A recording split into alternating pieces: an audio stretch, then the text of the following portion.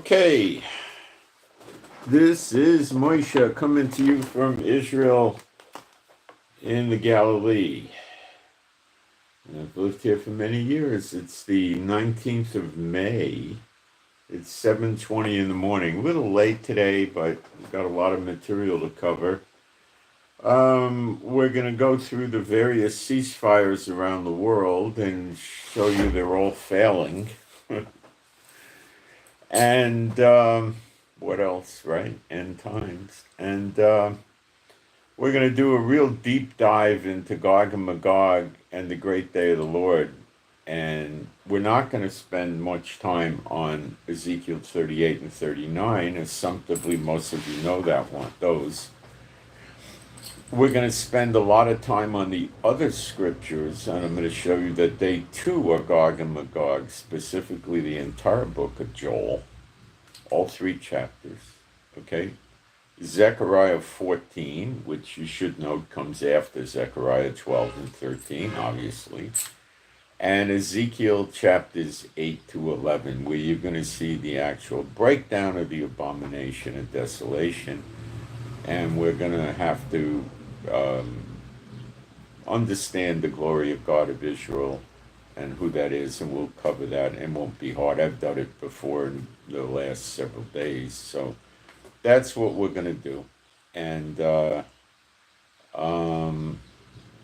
let's do some praise while people are coming in. I guess there is no God like Jehovah. There is no God like Jehovah.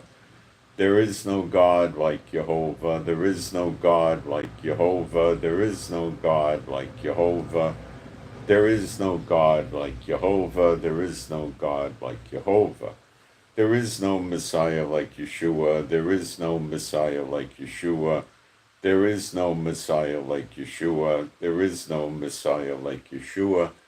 There is no Messiah like Yeshua. There is no Messiah like Yeshua.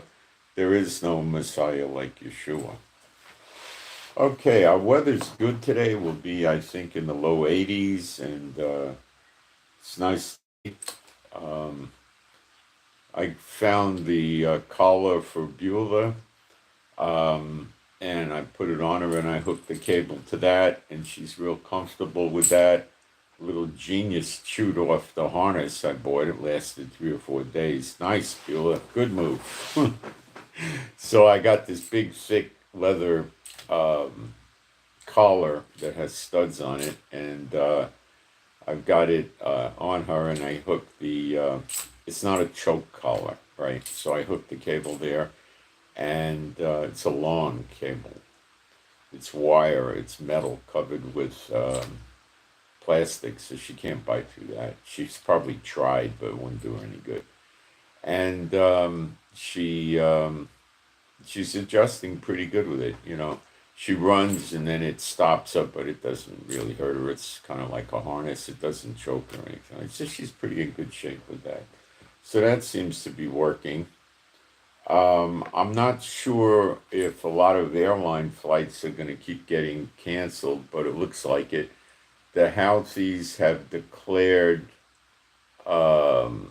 that they're going to launch many missiles at Israel because we began our serious invasion of Gaza already yesterday in the early night, and it's on the way. The ceasefire talks are, we'll get into all of that. Okay, so what I'm going to do now is go into the live stream and make sure we got a live stream and sound and picture and all the other things that are important.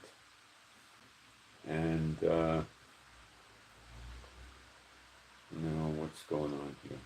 Oh, that's what I didn't do. Okay.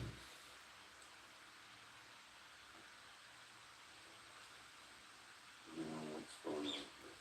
Oh, that's what I didn't do. All right, looks like we got sound and picture.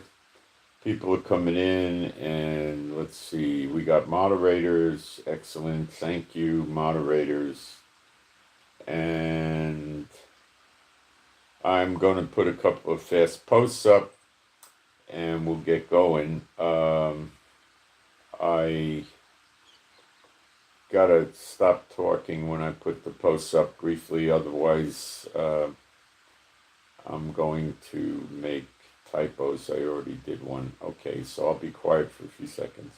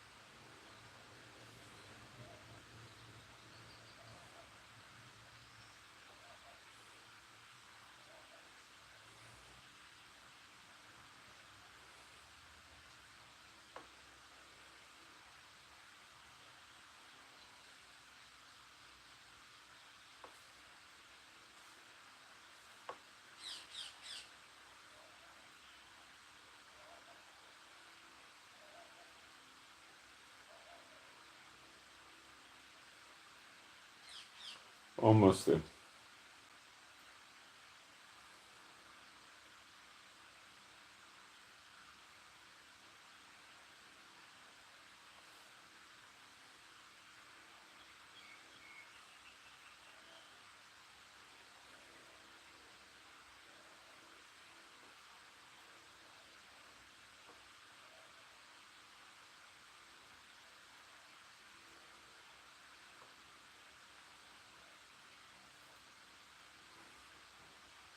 Just check for typos here.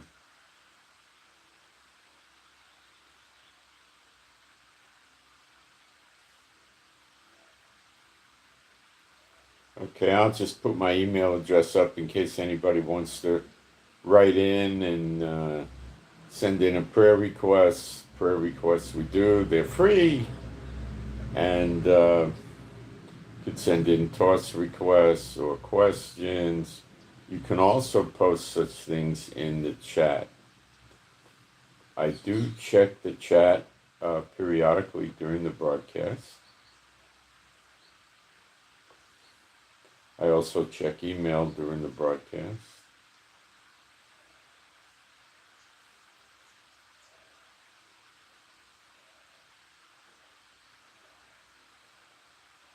Okay, let's see. We could start with Russia and Ukraine. Why not, right?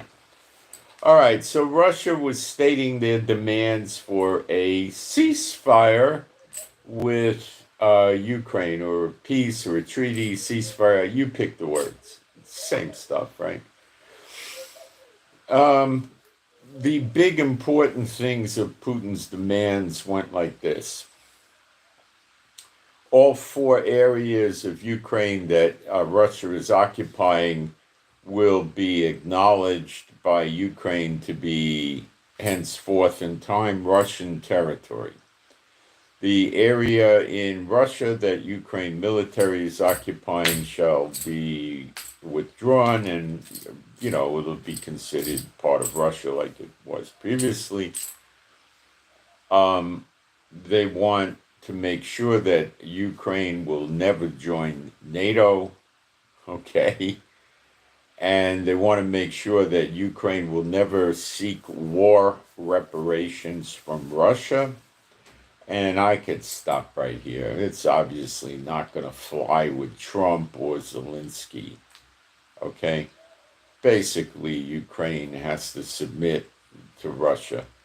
And this is far from going to happen, okay? It's not taken seriously by Zelensky and Trump, I'm sure. It's just too much. Putin wants total everything, right? Everything. And he's not going to get that. Russia launched 273 drones at Ukraine yesterday, and Ukraine says they took them all down. Now, can you really take down 100% of 273 drones? I don't know. Maybe. Usually when Zelensky says that, it's true. If it's not, people report it.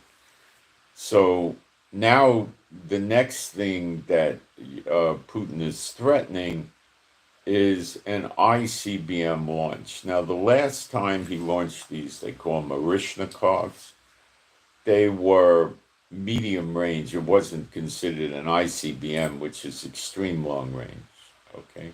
So they're saying it's longer, and people, not Putin, are saying that it's not going to have a nuclear warhead. It's not even going to have a warhead.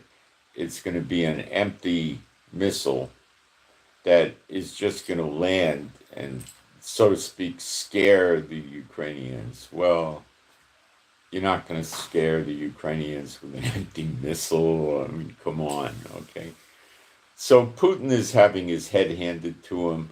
Ukraine is making progress on the border area where the Russian troops are and the Ukrainian troops are.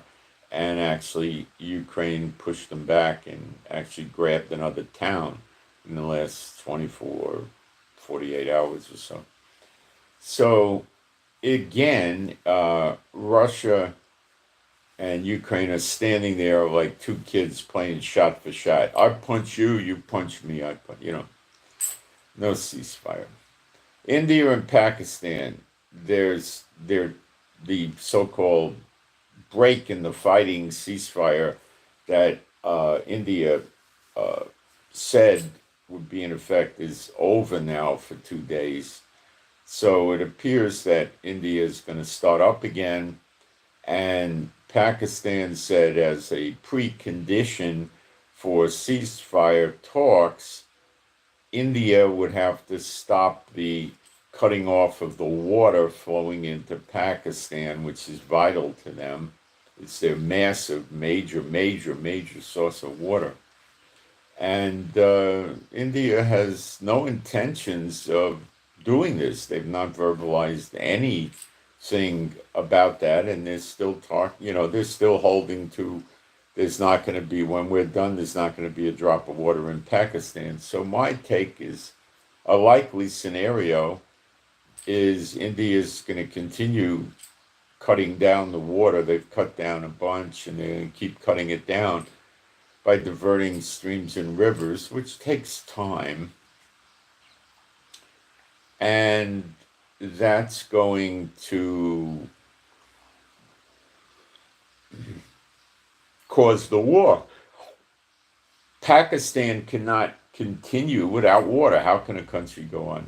So I think India is just waiting for Pakistan to start it, so they think they can stop it. But I would say what you're going to see is Ukraine and Russia all over again, okay, with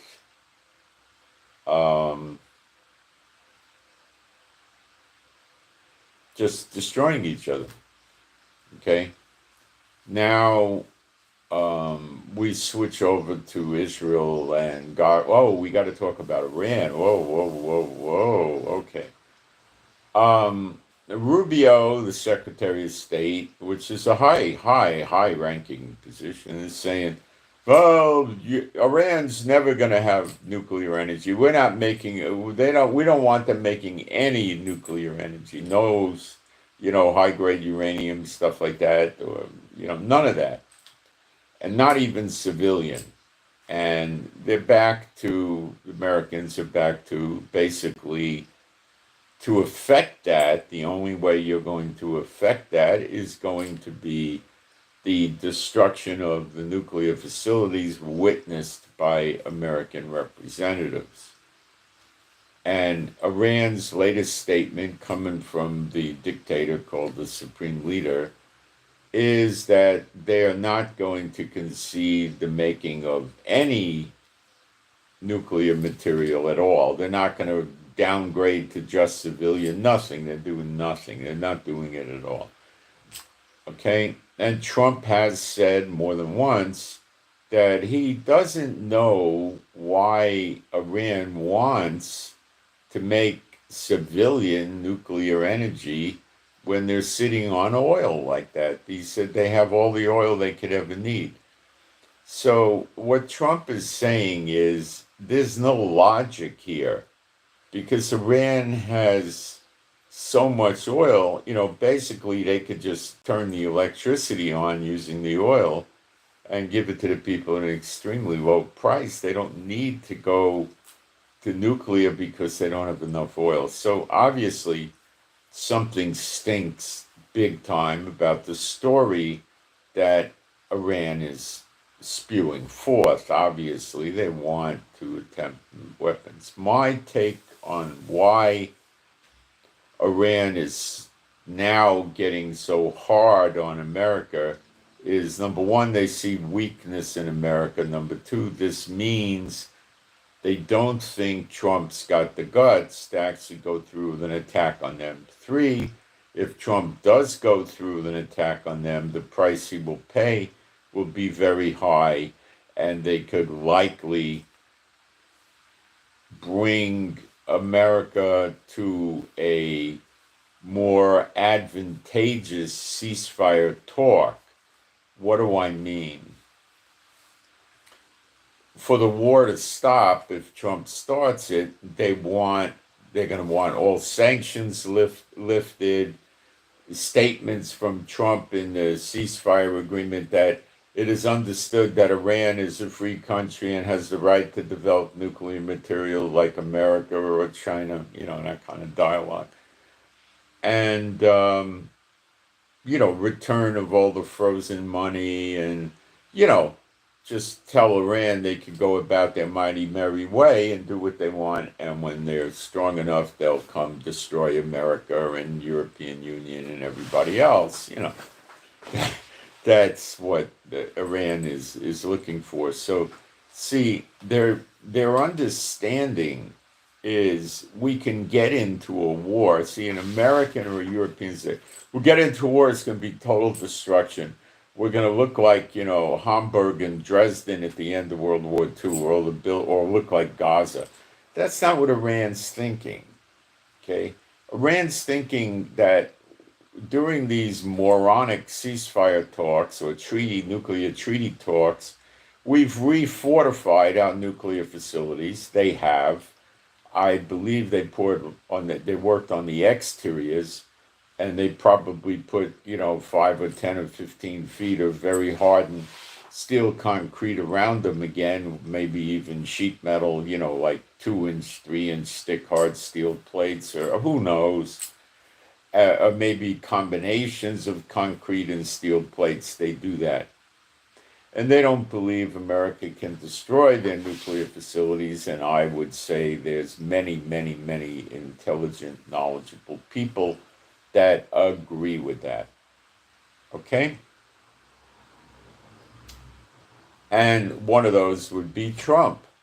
Now comes the missile cities built into the sides of mountains some of them got 1,600 feet of, rock and mountain above them. And they got, we believe, 12 missile cities that are known. And they have sort of like a semi-automatic rifle. They fire a missile, and then there's some kind of conveyor belt system that loads another missile in, and another one, and another one, and another one, like a clip in a rifle. So loading bullets, and their targets would be the oil refineries and the ports and piers that are used to offload the oil from these other oil-producing countries, which I'll name, onto ships, and then the ships pull out and deliver the oil around the world. Similar process with natural gas, of course. And they would target those oil storage tanks, the refinery, the port, and the pier, disabling their ability to ship out oil, and they would probably attack oil refineries that are inland from these countries. The distance across the Persian Gulf is not that great, and I would assume Iran can hit it with their missiles with precious little difficulty. It's not a 1,000-mile shot to Israel. It's Could be as little as 110 miles and may get up to 150, 180, 190 miles or something, depending, or 250, depending which one they're going to hit. Will Iraq help them? Probably. And Iraq has easy, close access to these countries as well. We're speaking Kuwait, Bahrain, Qatar, UAE, Oman, they probably going to leave alone. They could hit Jordan and they could hit Saudi Arabia. Mind you, the Houthis in Yemen will join in to the festivities as well. So they would attack the oil refineries, the ports and piers, causing an oil crisis, which some people say could bring oil to $500 a barrel. That's, I think, out there. But hitting $200 or $300 a barrel would not be so crazy. Now, what moves that requires oil? Aircraft, okay? Ships, trains, cars, taxis, trucks, motorcycles, just to keep it simple. So everything you buy, focus on your food, of course, everything you buy moves in a vehicle that uses gas. So, fruit could move on a container ship.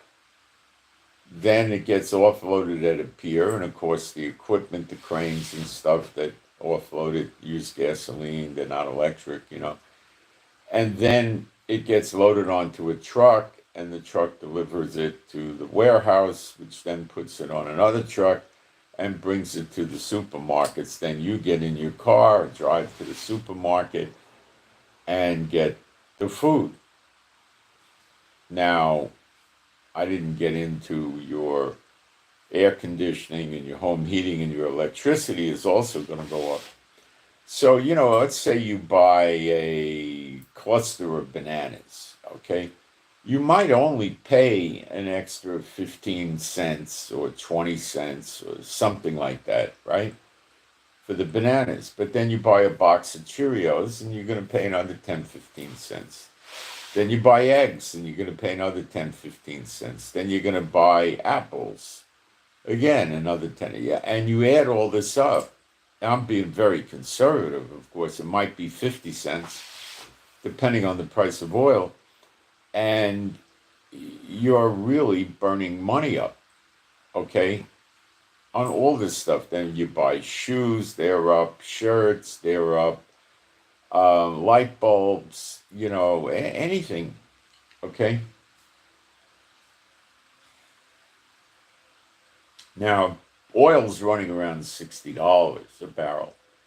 So if it goes to 120 and doubles, people in America, let's just say they're paying on average $3 a gallon. It's $6 a gallon now.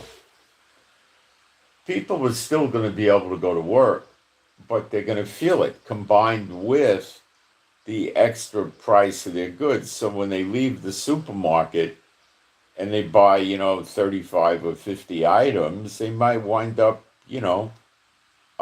spending another $15. Then the price of gas to go to and from the supermarket doubled. Now, if it triples, which is still within reality, $180, now you're paying $9 at the pump. Now, in America, there's a lot, and I'm not certain about Europe, but I know America is heavy. You got a lot of trucks and SUVs, and they're not running around at, 43 miles a gallon, okay? Many years ago, when they had a gas crisis around 1979-ish, something like that, 1980, I remember diesel fuel shot up to $1 a gallon. There was no reason for it. It should have been around 60 cents. Well, everybody got scared in America, and I had a Corvette, and I got rid of the Corvette shortly thereafter and bought a Volkswagen Rapid diesel that was pulling about 50 miles a gallon. Quite a difference, huh? So, But so people go to work with SUVs and stuff. It's really not unusual for somebody to burn 4 gallons a day. Okay, putting air conditioning on, traffic congestion. So if they're paying $9 a gallon, now they're paying $36 a day in gas. Okay, times 5, you're paying, like $180 a week in gas. How many people can afford that? People are going to initially start carpooling, but when you start seeing their electric going up, they're spending more on groceries, you know, everything they buy is going to go up in price. It's not going to be overnight, but it's going to be rather quick. They're going to be getting broken financially. The world, it'll be Europe, South America, Central America, they're all going to suffer. Okay? This is why America doesn't want to see Iran maintain a high, heavy-duty, powerful role in the Middle East, because they will bring by force these oil-producing countries into BRICS and force them to not sell oil for euros or US dollars and break the economies of the EU and America. The allies of America are NATO, which is in Europe mostly, right?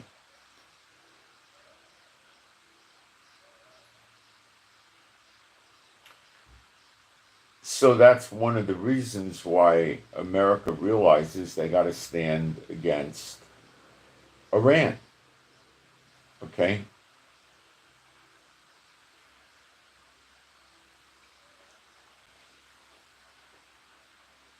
Now, I told you a long time ago, around October 7th, when the war started, that the alibi for America to hit Iran is going to be the nuclear war thing, nuclear weapons, okay? And it's not real. But I told you that, and that's what it's turning into. So what does Trump do now?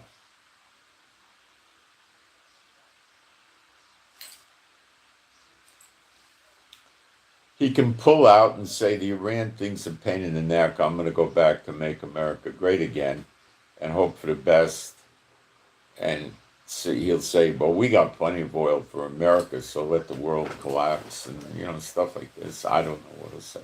I don't think so. I think they'll attack Iran. But the thing is that it's an ugly attack. Trump would probably need not a 30,000-pound bomb. He would probably need 100 or a 200,000-pound bomb to do it, and that's not feasible. He might be able to find some sort of a bomb where they put a drill bit on the head of the bomb that's,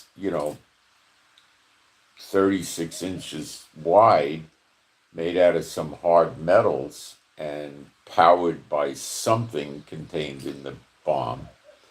And when they drop it, this thing drills down into the earth, but do you really think this is possible?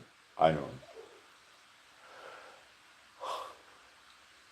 I think you see that, in a outer space, fiction movie. When you write fiction, and movies and television is fiction, they have writers, right? Okay. It will generally make sense. Fiction is supposed to make sense for the people to enjoy it and buy it. But in reality, in the real world, things don't make sense all the time.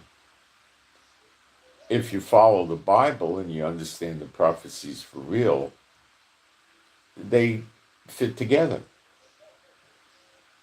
The Bible is a supernatural book, and people don't realize it. Okay.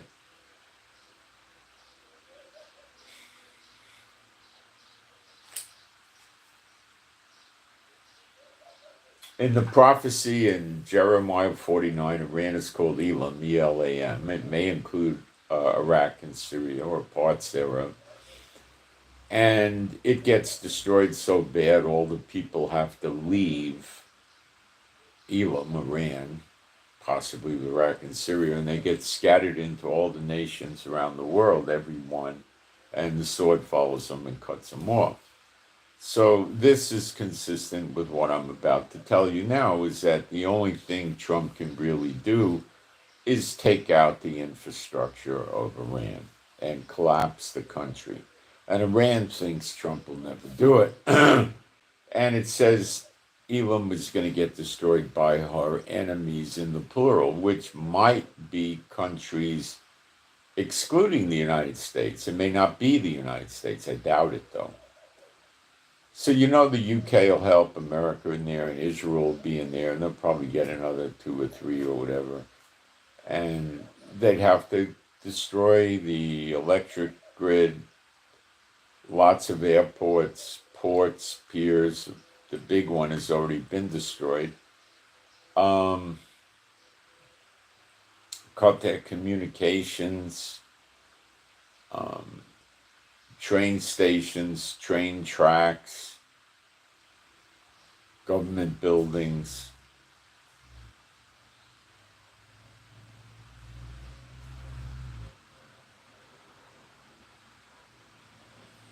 Many things, the oil pipelines, natural gas pipelines, oil refineries, maybe oil wells. And, when that starts happening, they're going to have to take out the 1,500 go-fast boats, the 15 or 20 warships that are hybrids that Iran has, and maybe, I don't know, a dozen or so submarines. That'll all have to go. Their air force is not of any major consequence. And, then the Iranians will be firing missiles out of their missile cities. And there'll be, the mullahs and the bosses of Iran will be in their bunkers, and there's no country left. Iran's planning on that won't happen, but I think they are underestimating Trump. How does Trump reverse now? Well, I know me and Rubio and Hegseth and all of us told them, Witkoff told them that, but, we really don't want to attack them, and, so we're going to just withdraw and let the pieces fall where they may. America never does that. Trump's different, but I wouldn't plan on it. I wouldn't plan on this happening, no. Now we go to Israel. So the deadline to begin our operation, Gideon's Chariot, they're calling it, was at midnight, which is past already. And we started before midnight, and the ground operation is huge, and we've already killed, terrorists in Hamas in the 3-digit amount, low 3 digits, very low, but up there. And we haven't really begun the operation in its fullness yet. I would say tomorrow, the day after, something like that, it'll be operating in its fullness. There's a lot of troops, 5 battalions there. We got armor there. We got artillery there. We got an aircraft, and we got everything.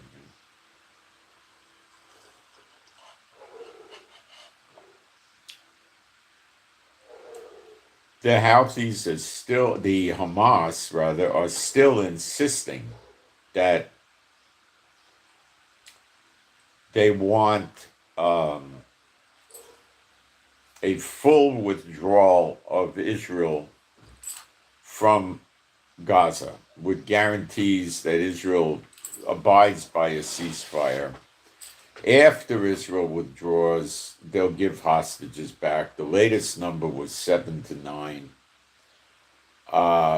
They want humanitarian aid. They want to stay there. They don't want to demilitarize. They want to maintain control of Gaza. These are absurd conditions like Russia's presenting to Ukraine, and Israel can't agree to this.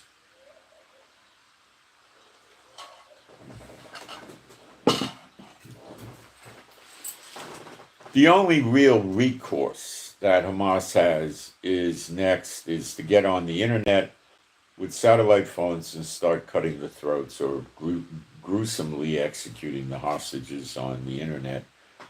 And the Israelis, they know they're going to go out and protest, and that's what their last hope is. Israel's already begun killing an abundance of them. They're fighting against our troops, but with a lot of the fighting, what you're going to hear is this: ping, ping, ping. The bullets bouncing off our mobile artillery and our tanks and armored personnel carriers. The soldiers aren't going to walk out there, and form a line like Mel Gibson fighting the British in that old movie, and stand there. They're not going to, we're not idiots, We bombed the daylights out of them to soften them up. We've moved the Gazans out of there. And we're destroying the structures, so there's no place to return to. And we're destroying tunnels. And if they happen to be in the tunnels, that's it. Israel can't just, you got to listen to this, say, okay, we're giving up. The war's over. Give us the hostages. We'll go home. I'm telling you, they want to be able to have the Rafah crossing again so they can bring weapons in from Egypt. So Iran to Egypt to Gaza.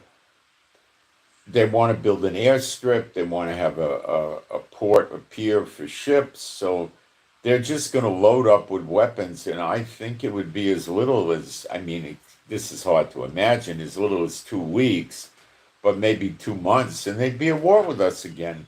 I'm sure of it. And more people's homes would get destroyed. More agriculture would get destroyed. We've lost very, very few civilians. More people would die, though.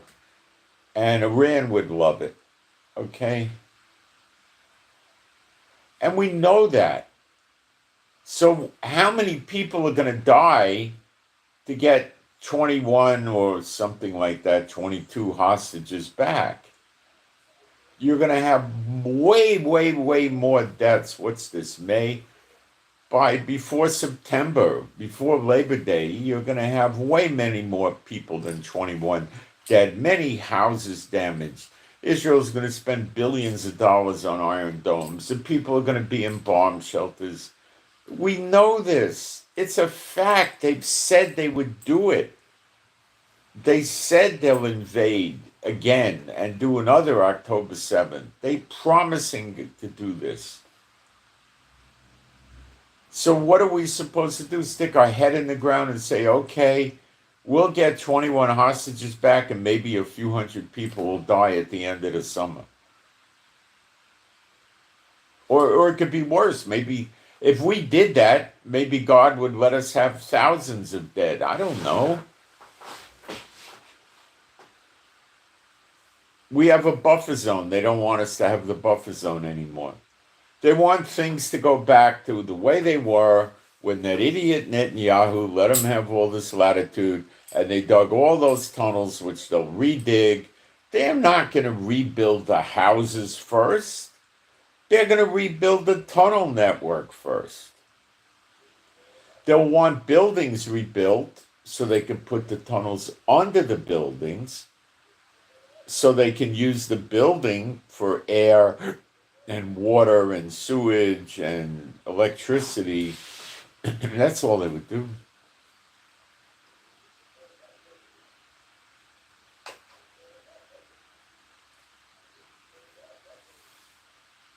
The Houthis next. They have a ceasefire with America. Oh my gosh, is that a joke? That's a joke. I'm going to tell you how the Houthis are guiding their missiles, by the way. I researched it. So they're continuing to fire at Israel, and they're going to fire at ships if they get a crack at one, but ships are afraid to go there. They've told us that they're going to, this is after we destroyed their other two ports. They're telling us they're going to attack our other airports. We have an international airport at Eilat, and then the other airports are small regional airports. There's two international airports, and that's Ben Gurion, kind of in between Tel Aviv and Jerusalem, and there's the Eilat airport. The others are just very sparsely used airports in Israel. Look, you can drive from one end of Israel to the other in about 6.5 hours. So there's not a lot of need for small regional airports, you know. Agricultural crop dusters use them, military uses them, you know, stuff like this. So they want to put, and, you know, get the airlines to cancel flights. Right now, well, going back 3 days, the airlines were beginning to resume flights, depending on the airline, late May to early June, like June 1, you know, very early June. And I don't know if that's going to remain, or the next thing we hear is liable to be we're not going to send flights till after Labor Day. You know, I don't know. Now, not every airline, I keep getting the number 17 airlines. I don't know why. Yeah, quite a few canceled. And they go back and forth, you know. Somebody was telling me they flew to a country in Europe, and then they were coming here. And the stewardesses on the aircraft flight, which came from America, so they were probably not Muslim stewardesses, said that they will not fly to Israel. They refused to take the flight, so half the flight got bumped. And I don't know. You know, El Al does keep flying. The El Al aircraft have civilian. Well, they have missile defense systems in there. They don't shoot missiles. They have another level of defense. That defense system is on Air Force One as well. And I'm sure Air Force One, I don't know if it can shoot missiles. It probably can. Who knows? But anyway, they'll fly. But they only have so many planes. There's another, there's a second airline in Israel, a real small one. But, you know, then they raise their prices to extraordinarily high levels. So it basically is the wealthy people will fly, and the ones in business that have no choice are going to fly. I mean, we're talking like go to America and back $3,000, you know, for a round trip. More than double what it should be, you know. That's coach. Business is probably 5,000 to 6,000 in first class. Who knows? 9. I don't know. Now, if you take, what you could do is you could trick the system. You could take a flight, say, from America, or from the UK or Spain or something, to get very close to Israel. Like Rome is 2.5 hours. Poland is very close. Greece, Cyprus, and then catch an El Al flight from there. So it'll be an inflated price, but it would be a short trip, so it wouldn't be that expensive. But Netanyahu might tell El Al to cut it out with the price raising, you know, but I don't know. The last times it happened, he didn't tell him to cut it out. So there's no way to take trains into Israel from other countries. You could fly to Jordan and take a bus into Israel unhampered, and it would kind of work out, but you'd have to take a bus from Jordan to the border in the Galilee area and then do a border crossing. So you get your suitcase off the bus, you walk over to the border, and you tell them you're going to Israel, and okay. And they might look at your bag, they might just probably stamp your passports and pass you, and then you go into Israel, which in Israel, they're going to have a long talk with you, believe me.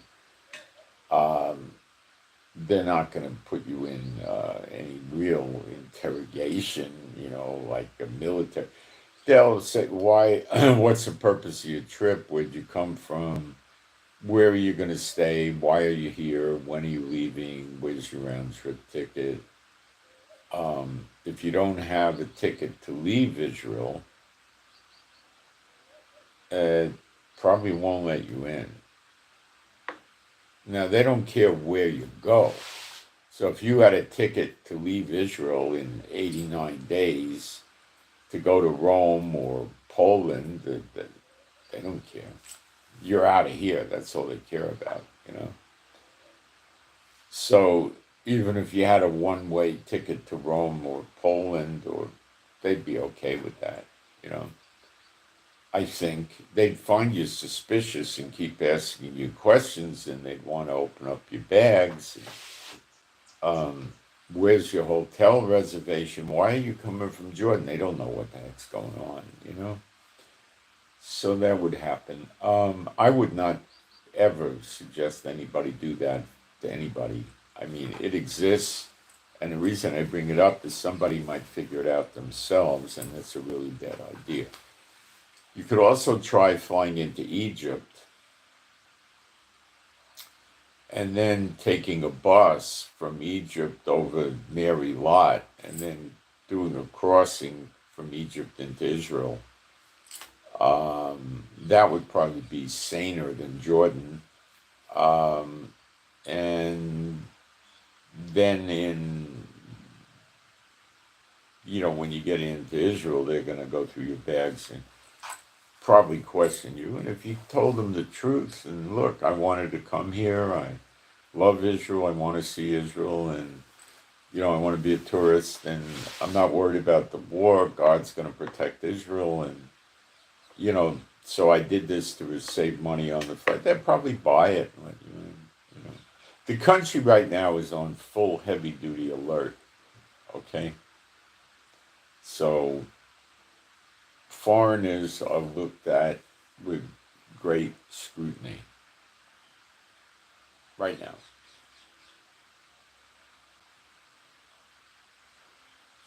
So the Houthis are still in full bloom, and America knew they were going to lose ships if they got too close to them and so forth. So how are the Houthis getting the missiles to Israel? Okay, the terrain of Yemen is the key.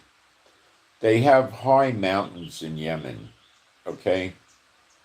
Several thousand feet up. They're not like the Himalayas or anything like that, but I think they could go 6,000 feet, 6,500, and, a substantial mountain. You can breathe the air quite well at 6,500 feet. Some people will get headaches and dizzy. Most people can sustain 5,000 square feet without symptoms.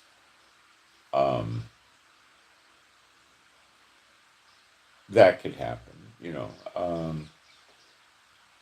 and they live there. They don't have any problem with the atmosphere there, and they go and they put radar in between the mountains. They hide them there, so it's hard to find it. Okay.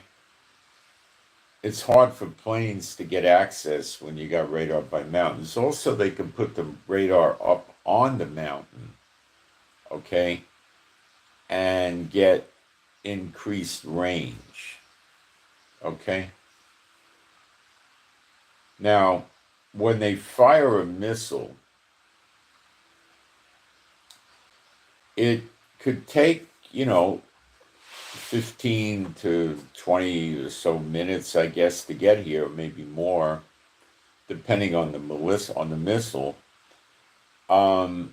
They have to keep the radar on during that time period. But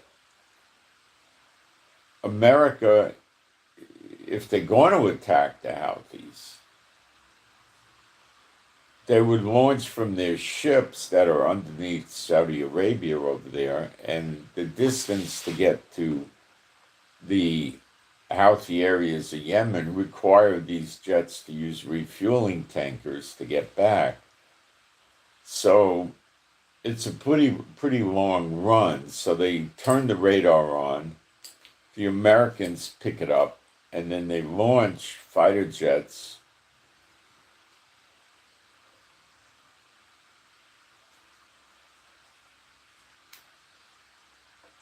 to attack the radar, but it's a long trip for the American. They got to, all of a sudden the radar goes on. So they sound the buzzer, the pilots go to their planes, they start launching maybe 4 planes or 6 planes off the carrier. They got to get refueling tankers in the air. They got to get, approval for the strike. By the time they got approval and they know what they want to do, it's 20 minutes or so, and they haven't even begun to fly towards the target, and the radar is now turned off. So they have a rough idea where the thing is, but getting it with precision bombing is a different matter. Now, what makes the situation worse for us and for the American warships is you got to listen to this. The Houthis, this comes from Forbes. The Houthis are using mobile radar. Just like you have a mobile missile launcher on a flatbed truck pulled by like a cab from a Peterbilt or a Mack truck, that kind of thing, right?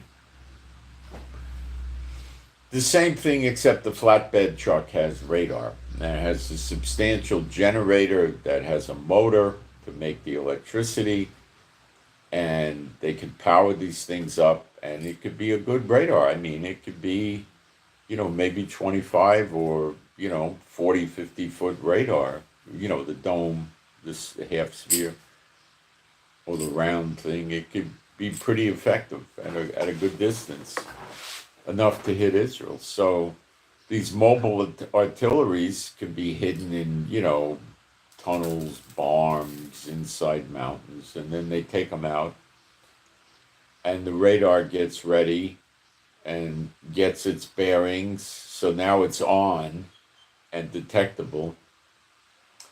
Then the missiles are launched from launches off mobile launchers, again, a flatbed truck with 1 or 2 missile launchers on it. They launch, the radar guides the missile. By the time the Americans can launch planes off from Diego Garcia or from the aircraft carriers, the missiles arrived at Israel, and it's just, Israel destroys it, end of game. Then the Houthis shut the radar off, and they moved the mobile radar around. So we got a problem there, and that's why America was never able to stop the missile launches. They're also talking about them having optical guidance systems, which would explain why they're launching over Saudi Arabia, because an optical guidance system, if they were flying up the Red Sea, could not track the Red Sea. It's moving water. How are you going to track it with an optical system? But with the land, they can do it. But they need the radar, I believe. So that's how it's working out.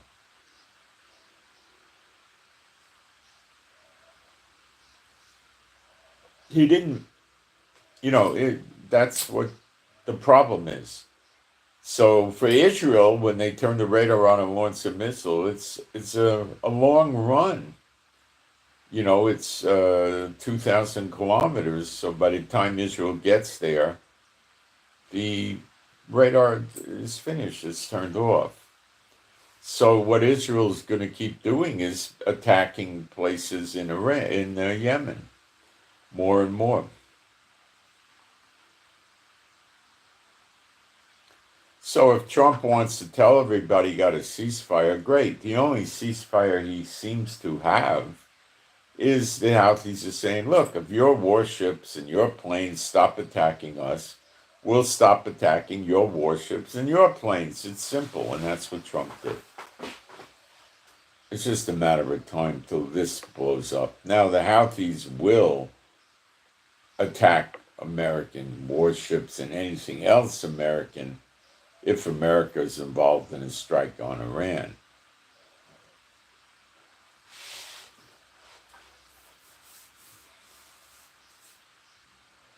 That's it. So the ceasefires are not working, and the war with Gaza is going to enhance. It already has. It started yesterday before midnight, like 8, 9 o'clock at night. It already started, and it's going to go worse and worse. For Israel, better and better. We're not going to lose, God willing. I don't think God has that in store for us, so it's just getting worse. Hamas might, at the very last minute, throw the towel in and agree to disarm and demilitarize and leave Gaza. But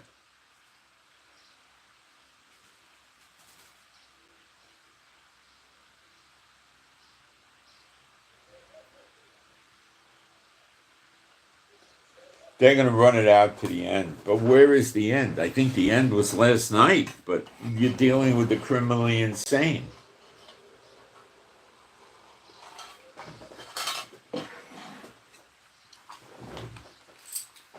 So we got to watch this one play out, okay?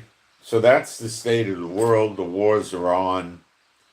Ceasefires are off, okay? That's it. That's it.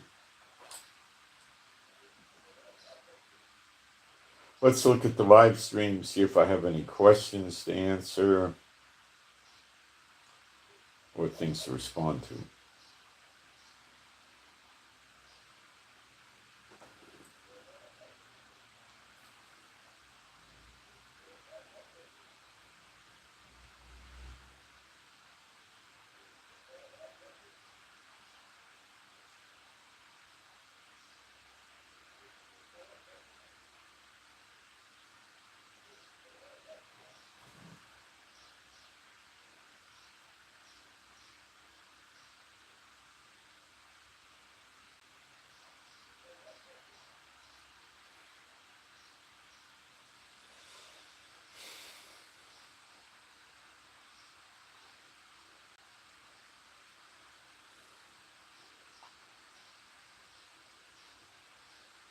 Are we calling Trump knowledgeable?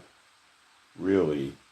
Trump, who thought Pence could certify him as president when he won? Are we calling Trump knowledgeable? Well, Trump is smart with economic matters, in my opinion. That's where it stops.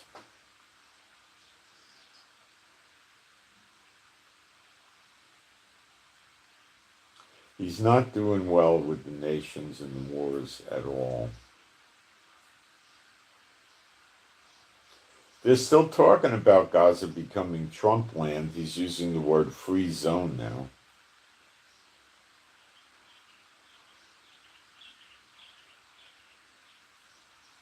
I guess he's referencing a duty-free zone, which is probably another feature he wants to put up in Trump land, Gaza.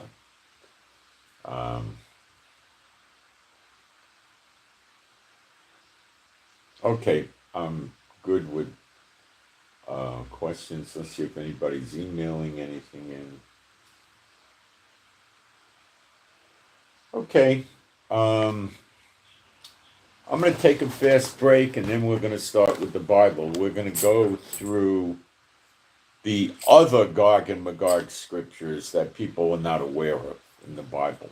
And we're going to go to the abomination of desolation. We're going to go through all of it. And I'm going to surprise you. And you're going to see things about Gog and Magog that the church has never told you. But you're going to see it right in your Bible. You're going to understand it. You're going to know it. And it's going to be plain as day. Okay? And we're going to do that. And I think you'll be really glad to see all this stuff. And then we're going to set up the timing and the sequencing for this so you get an idea when Gog and Magog happens. And there's a lot of stuff that happens before Gog and Magog happens. Believe me, it's not for today. At the beginning of Ezekiel 38, it says, Israel's living without bars and walls in peace and safety with cattle, gold, and silver. That's Israel today. Are you kidding me? 28% of Israel is living at the poverty level before the war. It's probably 40% now. I'll be right back.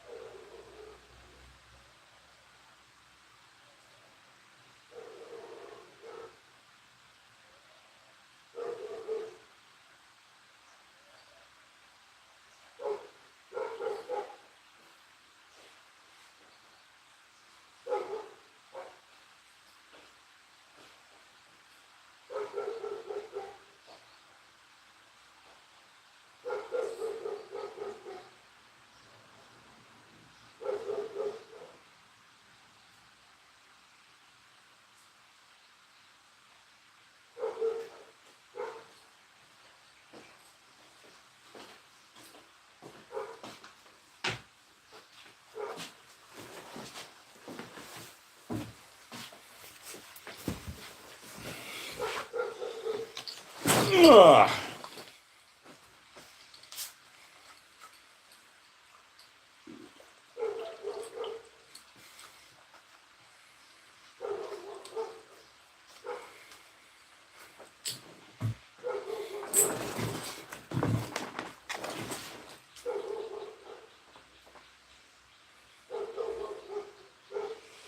Let's go to the book of Joel, which is Gog and Magog, by the way, and other things too. It has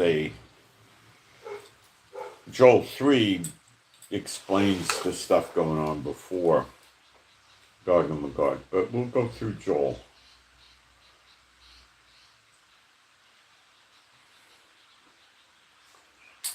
The word of Jehovah that came to Joel, it's actually Yoel.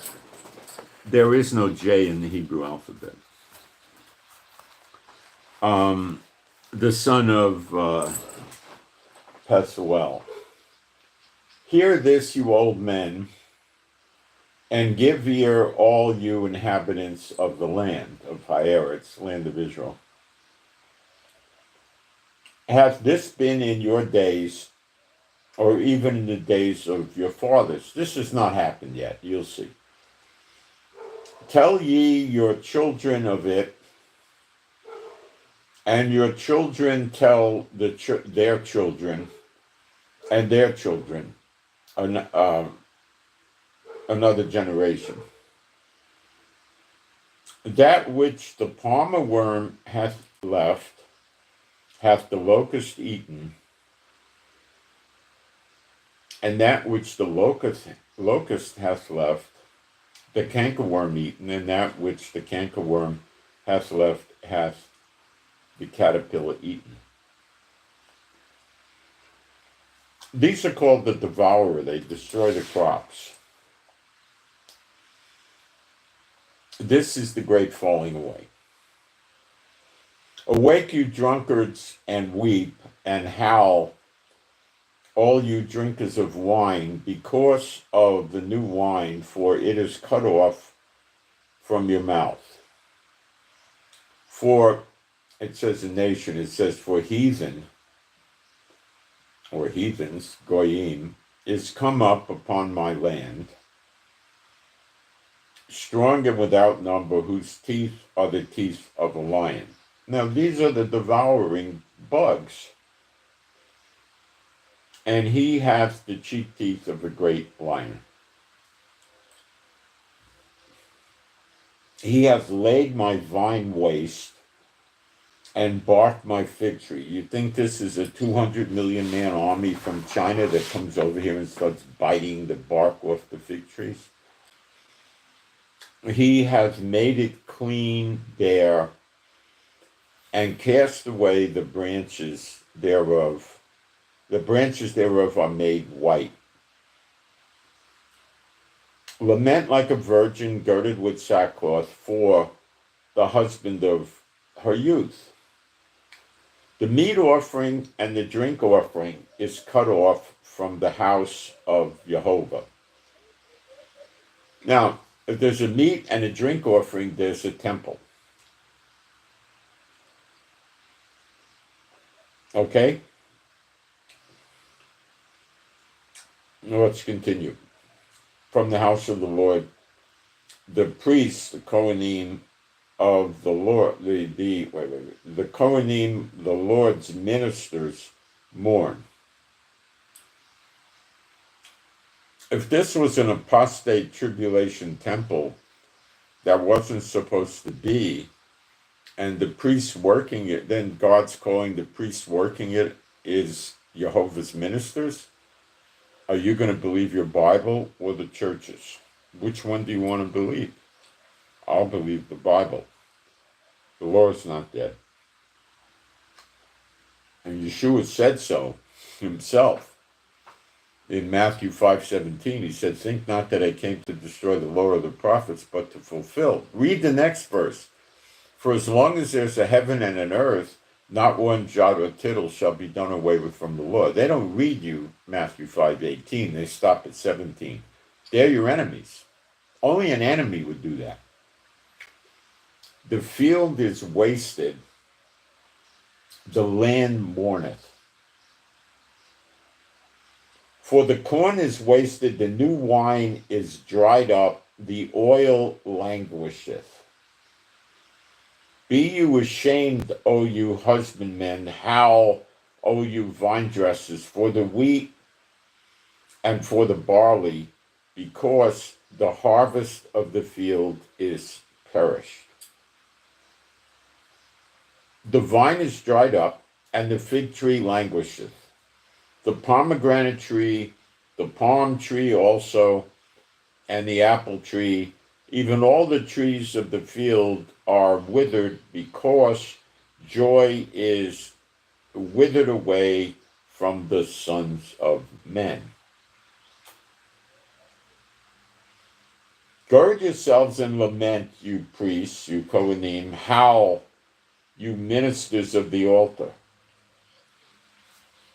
Come, lie all night in sackcloth, you ministers of my God, of Elohim, for the meat offering and the drink offering is withholden from the house of your God, because he shut the food off.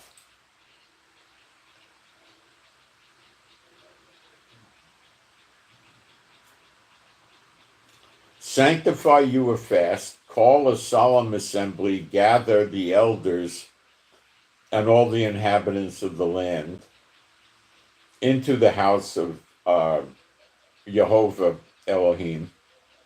So he's calling it God's house. And they're teaching you that it's a tribulation temple. And cry unto Jehovah.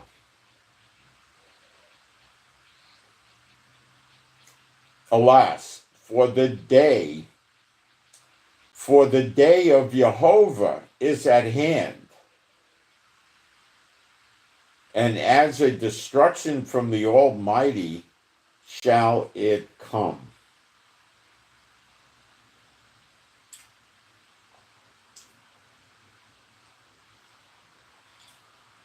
Is not the meat cut off before your eyes? Joy and gladness from the house of our God. The seed is rotten under their clods, the garners are laid desolate, the barns are broken down, for the corn is withered. So the storehouses are the stored up food is gone too. How do the beasts groan? The herds of cattle are perplexed, because they have no pasture. It's all eaten up by the bugs. The flocks of sheep are made desolate. O Jehovah, to thee will I cry, for the fire hath devoured the pastures of the wilderness, and the flame hath burned all the trees of the field. So there's also fires. The beasts of the field cry also unto thee, for the rivers of waters are dried up. So there's, the water is gone. And the fire hath devoured the pastures of the wilderness. This is the result of the great falling away, which we're going to show you later in Ezekiel. Blow you the trumpet in Zion, and sound an alarm in my holy mountain.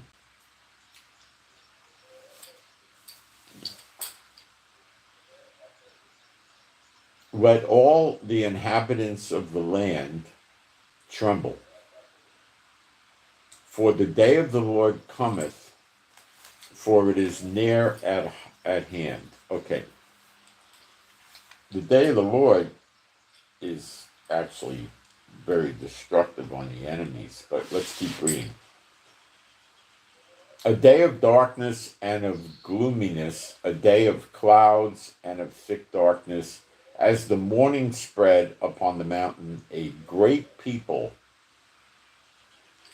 and a strong there hath not been,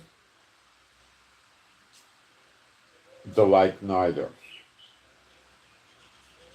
shall be any more after it, even to the years of many generations. Now, you'll see this great army is the bugs. A fire devoureth before them, and behind them a flame burneth. The land is as the Garden of Eden before them. Now, Israel is not the Garden of Eden now.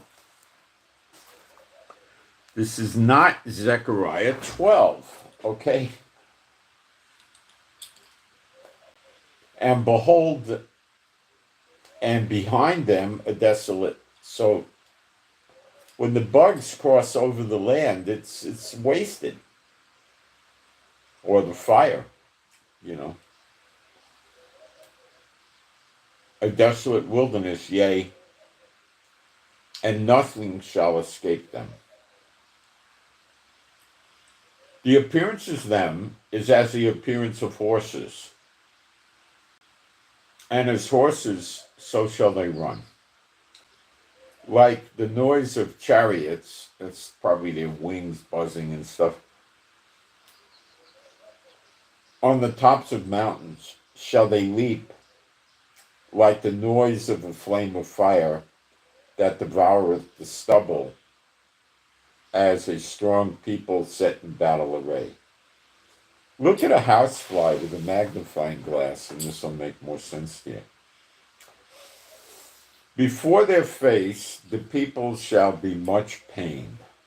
All faces shall gather blackness from the smoke.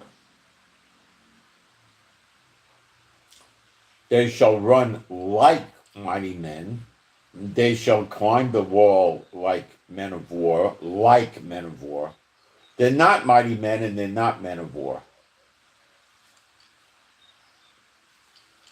And they shall march every one on his ways, and they shall not break their ranks. Neither shall one thrust another.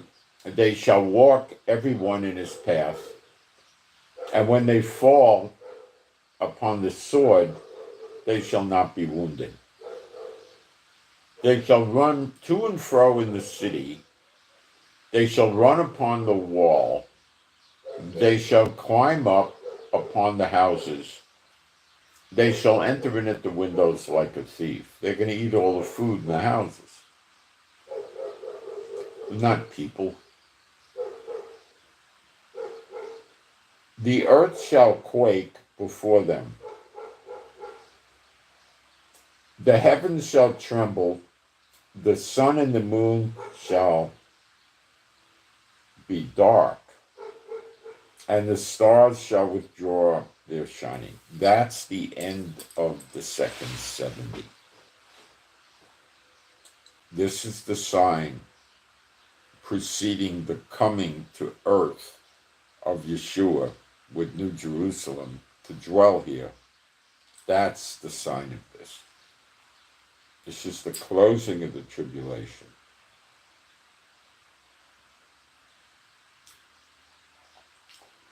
And Jehovah shall utter his voice before his army, for his camp is very great. For he is strong that executeth his word. For the day of Jehovah is great. The very terrible, and who can abide it? See, there is no Gog and Magog war. It's something the church made up, a term. It does say Gog and Magog, but it's the great day of the Lord. Therefore also now, saith Jehovah, turn you even to me with all your heart, with fasting and weeping, and with mourning, and rend your heart and not your garment. In the old days, they would rip their clothes or ashes on their head. but their hearts were evil. He doesn't want that. He wants their hearts to be right. And turn unto Jehovah Elohim, for he is gracious and merciful, slow to anger, and of great kindness, and repenteth him of the evil. That's your God's attributes, and they're good. Who knoweth the will, who knoweth if he will return and repent.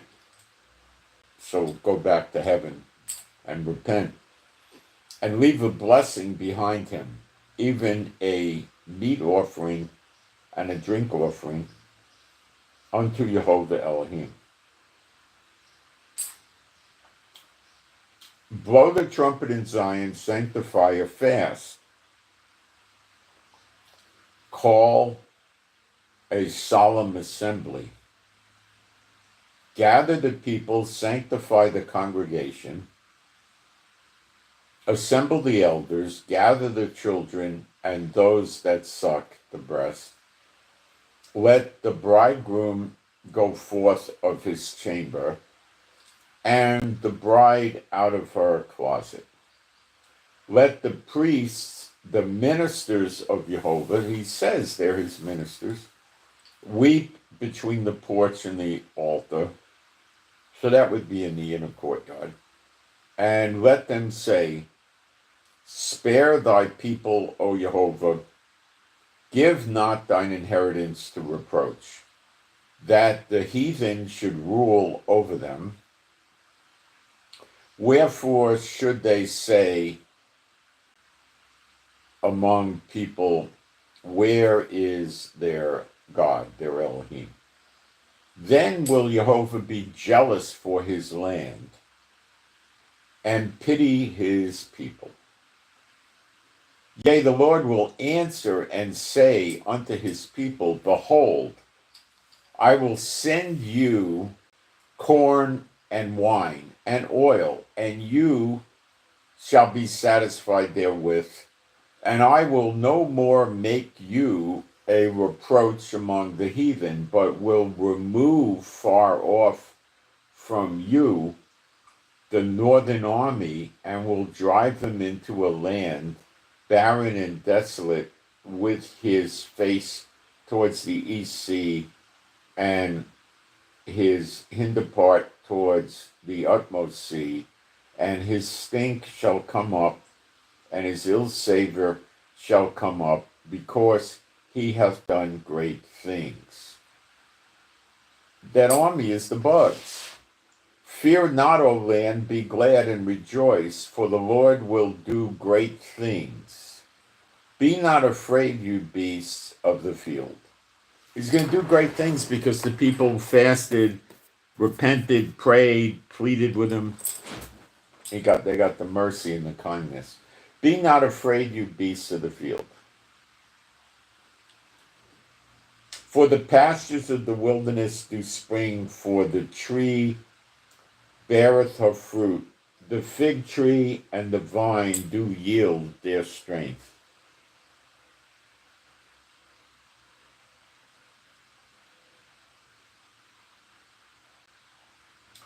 Be glad then, you children of Zion, and rejoice in Jehovah Elohim, for he hath given you the former rain moderately, and he will cause to come down to you the rain, the former rain, and the latter rain in the first month.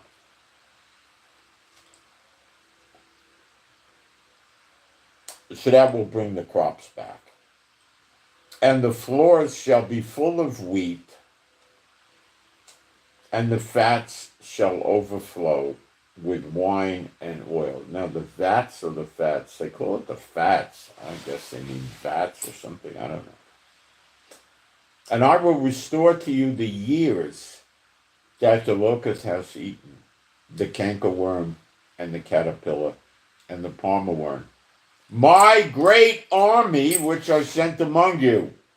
The army is the bugs, locust, palmer worm, caterpillar, cankerworm. Why do you want to sit under somebody that tells you it's a 200 million man army from China? Are you nuts? Do you want to follow that kind of a person? They're blind, or they're trying to blind you. If you follow them, you're blind. If the blind follow the blind, they both fall in the pit, not a ditch, the pit. The pit, where, where the people wait for the judgment and then go to the lake of fire. That place, the bad place.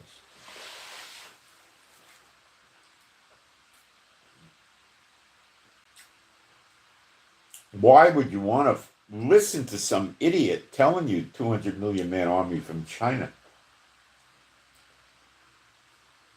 And you shall eat in plenty and be satisfied, and praise the name of Jehovah Elohim, that hath dealt wondrously with you, and my people shall never be ashamed.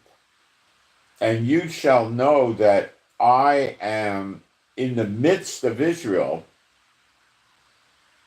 and that I will be the Lord your God, and none else, and my people shall never be ashamed. And it shall come to pass afterward that I will pour out my spirit after this is over. Pour out my spirit upon all flesh.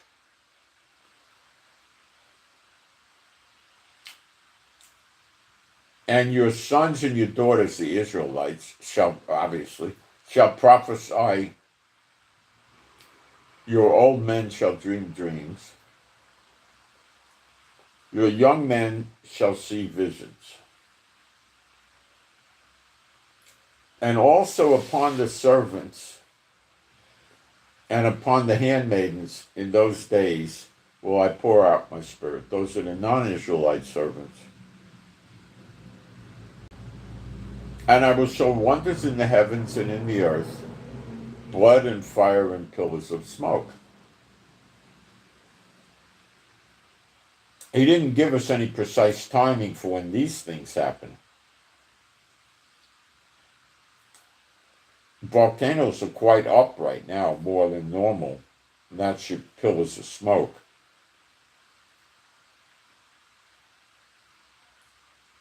The sun shall be turned into darkness, and the moon into blood. Before, now let's check that word, 6440, punim. It means face.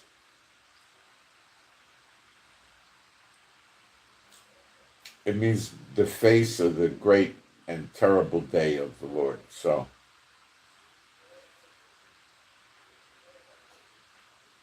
that's the beginning of the second 70 of Daniel 9:24.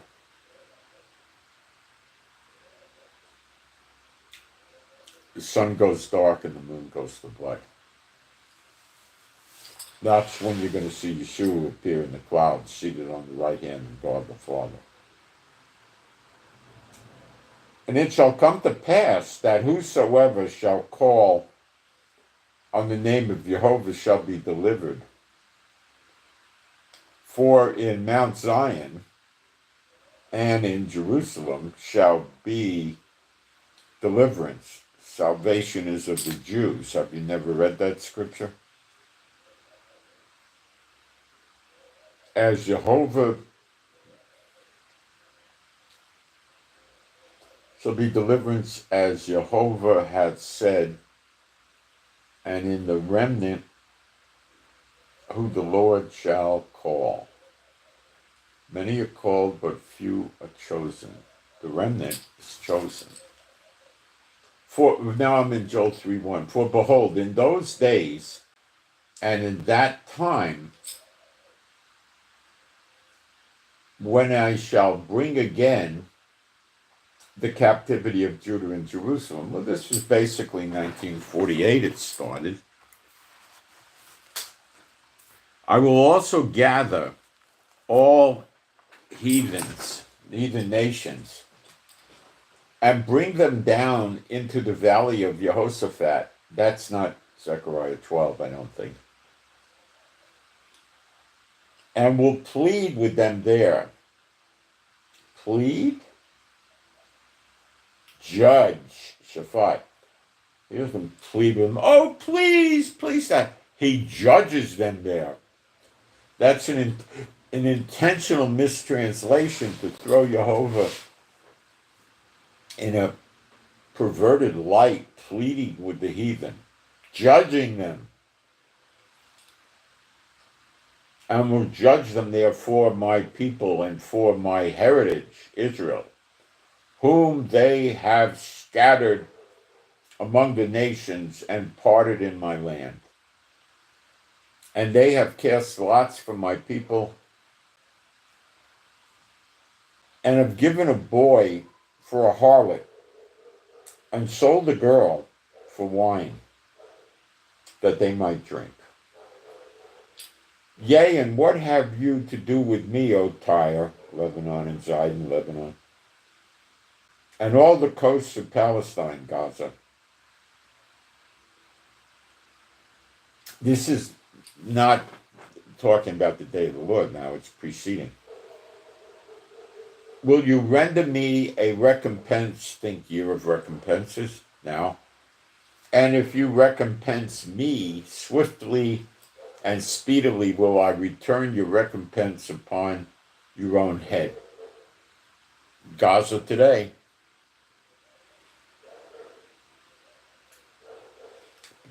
Because you have taken my silver and my gold and carried into your temples my goodly pleasant things. The children also of Judah and the children of Jerusalem, that's who's him now, have you sold unto the Greeks, the Grecians, the Greeks, that you might remove them far from their border. That's what they want for us again today. And it's going to happen to them in these immediate days. Behold, I will raise them out of the place whither you have sold them. That's the next great Exodus. And will return your recompense upon your own head. We're seeing that now. And I will sell your sons and your daughters into the hand of the children of Judah, slavery.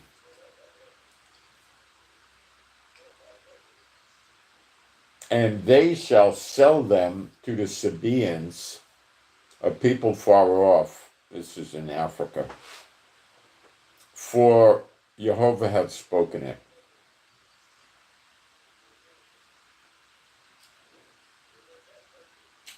Proclaim you this among the heathen, prepare war, wake up the mighty men, let all the men of war draw near, let them come up. Now listen to this. Beat your plowshares into swords, and your pruning hooks into spears. Let the weak say, I am strong. See, after Zechariah 12 is over, after Yeshua appears, after we receive everlasting life and a change, then the swords are beat into plowshares, and the pruning, the spears are beaten into pruning hooks. At the end of the 70 years, probably maybe 63 years into it or something like that, just taking a guess here, the weapons are reversed. So this is the plowshares are coming back to swords, and the pruning hooks are going back to spears.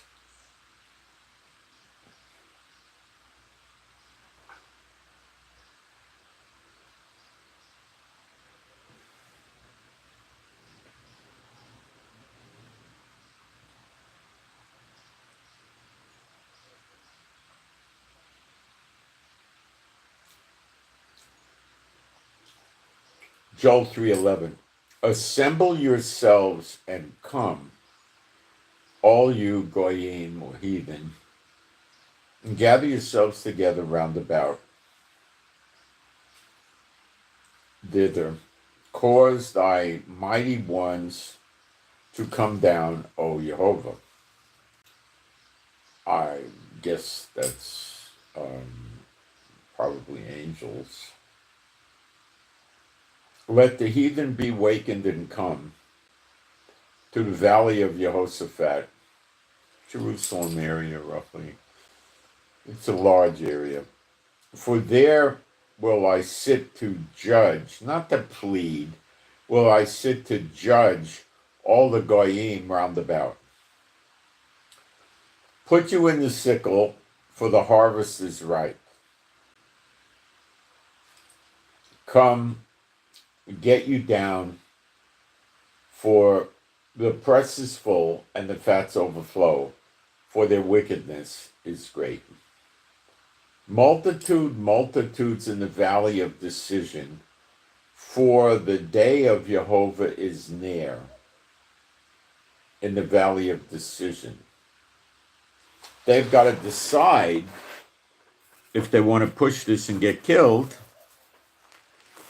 or submit to the Lord and ask forgiveness. The sun and the moon shall be darkened. You see, now you're getting ready for the appearing, for the return of Yeshua to earth with New Jerusalem. The return. The sign of the sun going dark and the moon going to blood is prepping us for the appearing in the clouds of Yeshua.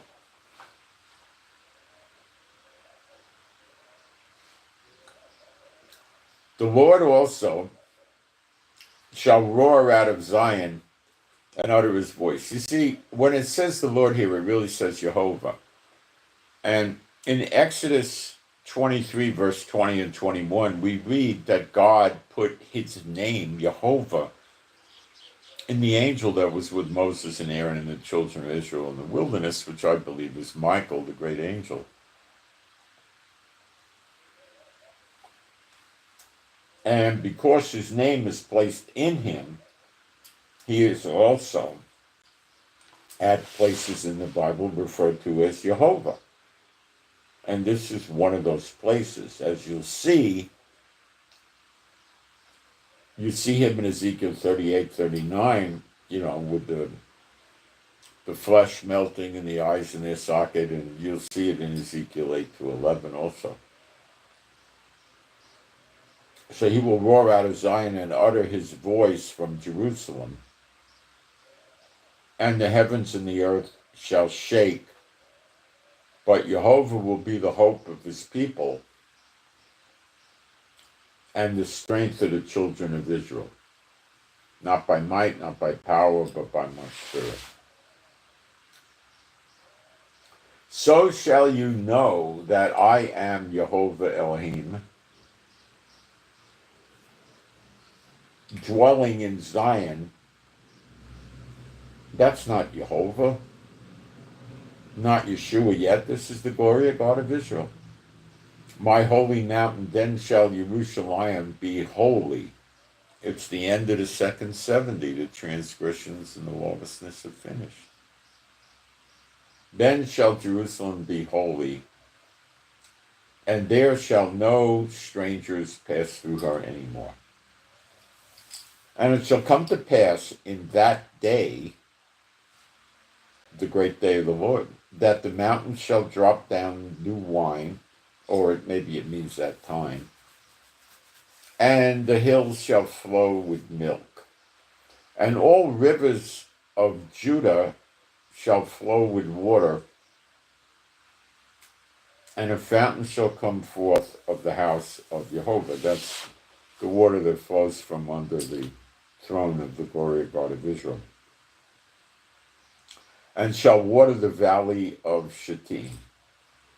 Egypt shall be a desolation, and Edom shall be a desolate wilderness. For the violence against the children of Judah because that's against Judah and Jerusalem before the 10 tribes are here. So it's like now-ish, you know. Egypt has 100,000 soldiers on our border in the Sinai Peninsula, right next to Gaza, and Yemen's been attacking us for many months. So there you have it. But Judah shall dwell forever, and Jerusalem from generation to generation, for I will cleanse their blood that I have not cleansed. For Jehovah dwelleth in Zion. That's the glory of God of Israel.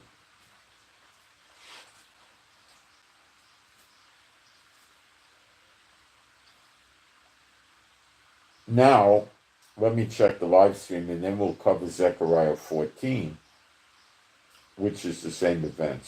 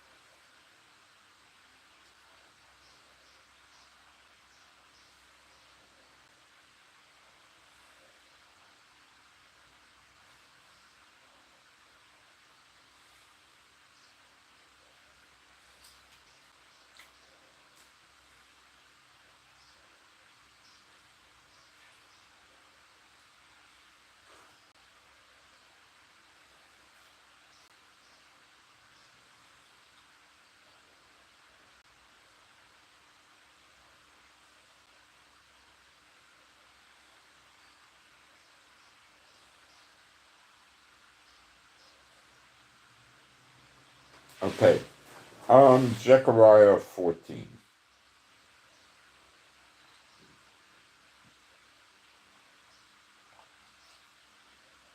Which is after Zechariah 12 and 13, so it sequences after that.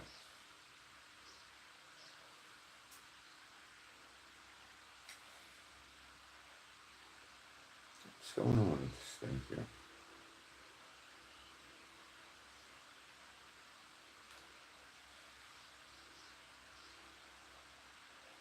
Behold, the day of Jehovah cometh. There it is again. And thy spoil shall be divided in the midst of thee.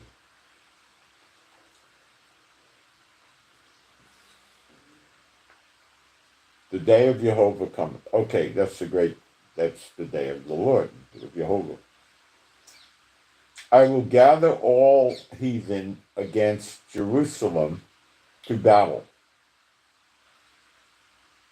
And the city shall be taken, and the house is rifled.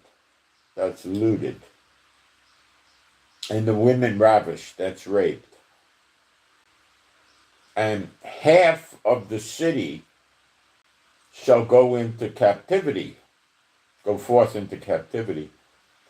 And the residue of the people shall not be cut off from the city. How interesting. And when we do Ezekiel 8 to 11, you're going to know why the residue, the other half, so to speak, of Jerusalem don't have to leave. And it's going to be a little shocking to some of you. Then shall Jehovah go forth and fight against those heathen, as when he fought in the day of battle. That's the glory of God of Israel. And he killed 180,000 in one day, something like that, in the past. And his feet shall stand in that day upon the Mount of Olives, which is before Jerusalem on the east. And the Mount of Olives shall cleave in the midst thereof towards the east and towards the west. So this is the glory of God of Israel that stands on the Mount of Olives, not Yeshua.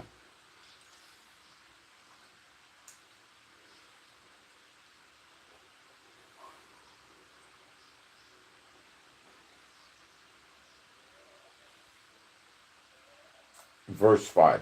And you shall flee to the valley of the mountains, for the valley of the mountains shall reach unto Azal, and you shall flee like as you fled from before the earthquake in the days of Uzziah, king of Judah. And Jehovah Elohim shall come, and all the saints with thee.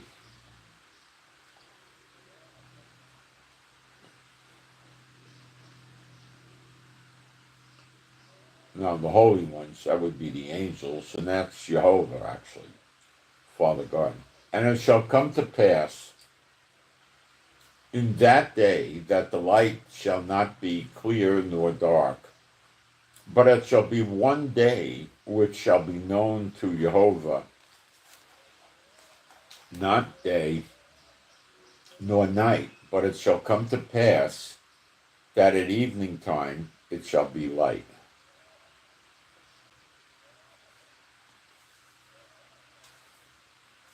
And it shall be in that day that living waters shall go out from Jerusalem, half of them towards the former sea, half of them towards the hinter sea. In summer and in winter shall it be. That's probably the Dead Sea and the Sea of Galilee. And Jehovah shall be king over all the earth in that day. Shall there be one Lord, and his name one.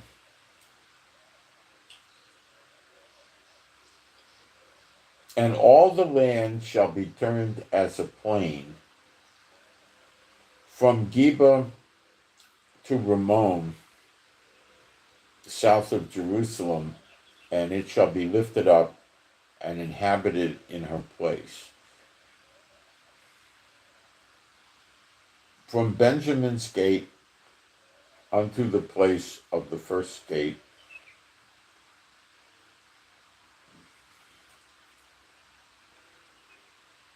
unto the corner gate, and from the tower of Hanalel unto the king's wine presses. And men shall dwell in it, and there shall be no more utter destruction. But Jerusalem shall be safely inhabited. And this shall be the plague wherewith the Lord will smite all the people that have fought against Jerusalem. Their flesh shall consume away while they stand. Sound like Ezekiel 38 and 39. And their eyes shall consume away in their sockets, in their holes. And the tongue shall consume away in their mouths. That's Gog and Magog, and it's the great day of the Lord. And it shall come to pass in that day that a great tumult from the Lord shall be among them, and they shall lay hold on every one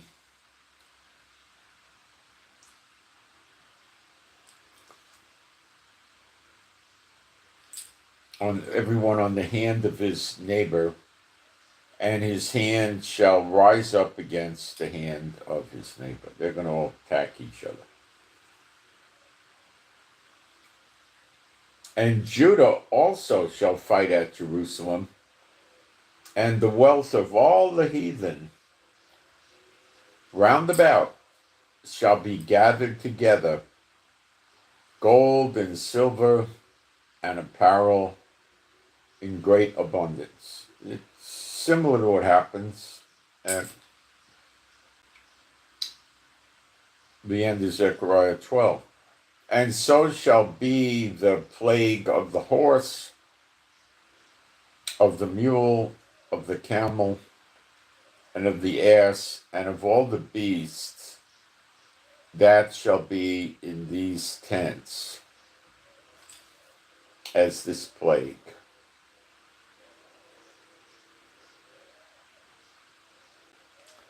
And it shall come to pass that every one that is left of all the nations which came against Jerusalem shall even go up from year to year to worship the King, the Lord of hosts, Jehovah of hosts, and to keep the Feast of Tabernacles. And it shall be that whoso will not come up of all the families of the earth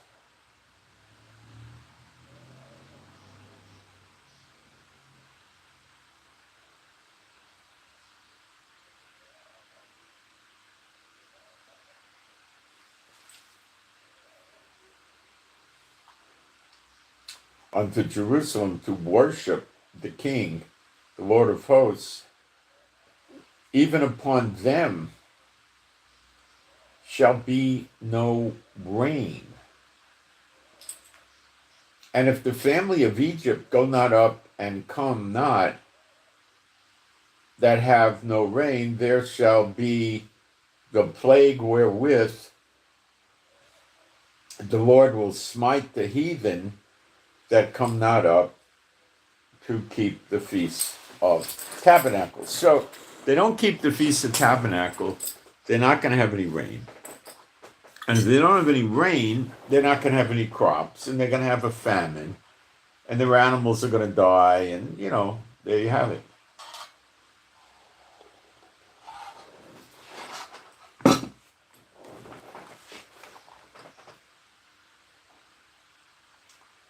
In that day shall there be upon the bells of the horses holiness unto Jehovah, and the pots in the Lord's house shall be like the bowls before the altar. Yea, every pot in Jerusalem and in Judah shall be holiness unto Jehovah of hosts, and all they that sacrifice shall come and take of them.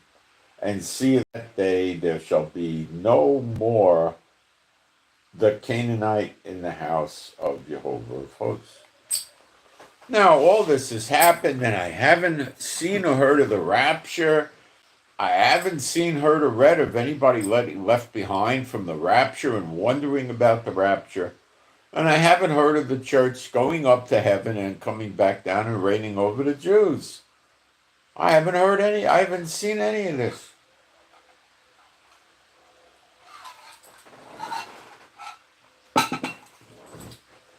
Because it's not there. It's not in the Bible. It's hard to, somebody says Mickey Mouse is the Messiah.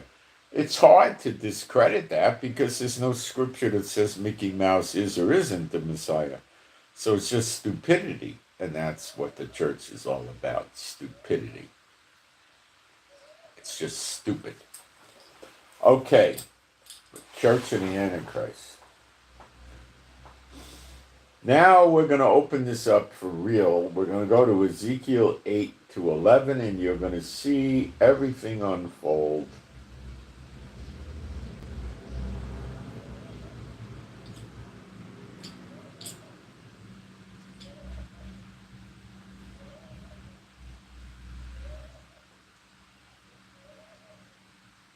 And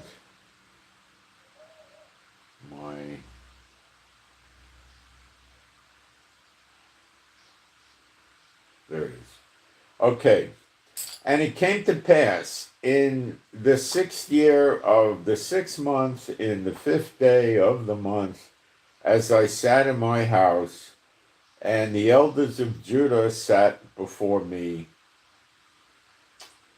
that the hand of Jehovah, of Adonai Jehovah, fell there upon me, and then I beheld, and lo, a likeness as the appearance of the fire from the appearance of fire from the appearance of his loins, even downward fire, and from his loins even upward as the appearance of brightness, as the color of amber. And he put forth the form of a hand, and took me by a lock of my head. And the Spirit lifted me up between the earth and the heaven, and brought me in the visions of God to Jerusalem, to the door of the inner gate that looketh towards the north. So in the next temple, and no other temple in the past has a design like this. Now, we've had the first temple was Solomon's temple. We've had the second temple, Zerubbabel's temple. It's in the Bible. And the third temple is Herod's temple. That's in the Bible. Yeshua called it the house of God. Okay, so we've had three temples. Why do you want to listen and follow idiots that tell you the next temple is the third temple when it really be the fourth temple? Don't you understand they're lying to you for the sake of lying? Why do you follow people like this?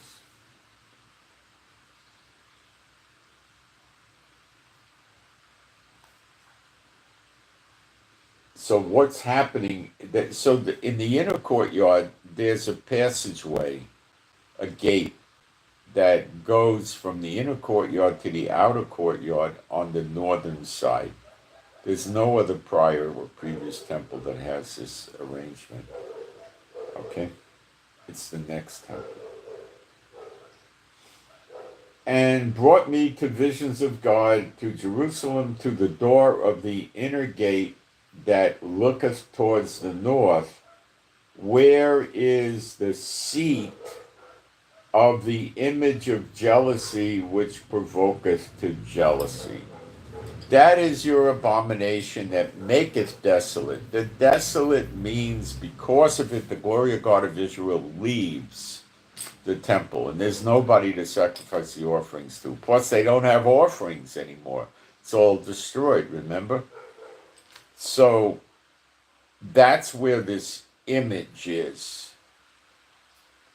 Not in the temple. It's in the gate connecting the inner courtyard to the outer courtyard. That's it. You're going to read this again and again, I think, and you'll see it. And you should believe it because it's right in your Bible. Sadly, some of you are going to believe what the guy with the big building teaches, not what your Bible does. And that's a shame. So the image of jealousy provoketh to jealousy. The abomination that maketh desolate is an abomination, which this is, and it gets the temple desolate.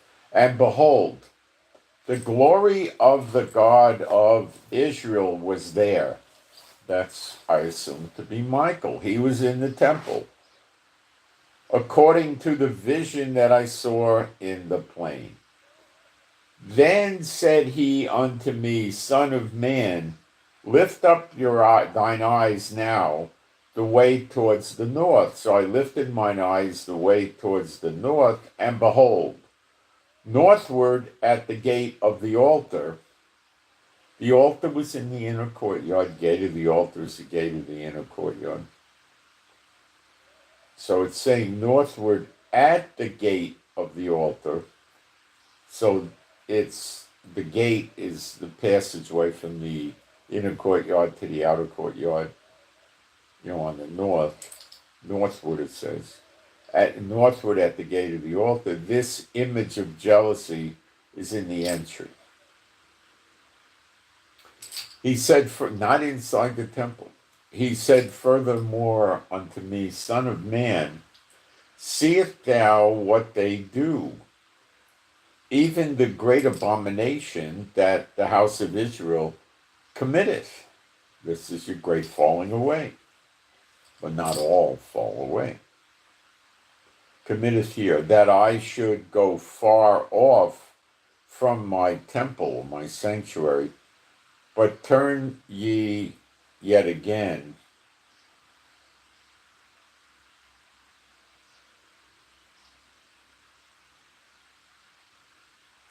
and thou shalt see greater abominations.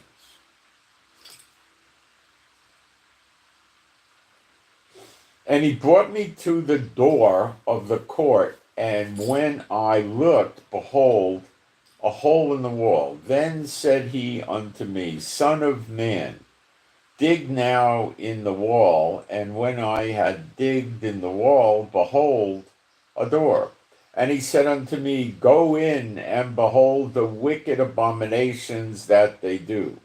So I went in and saw, and behold, every form of creeping things and abominable beasts, and all the idols of the house of Israel portrayed upon the wall round about.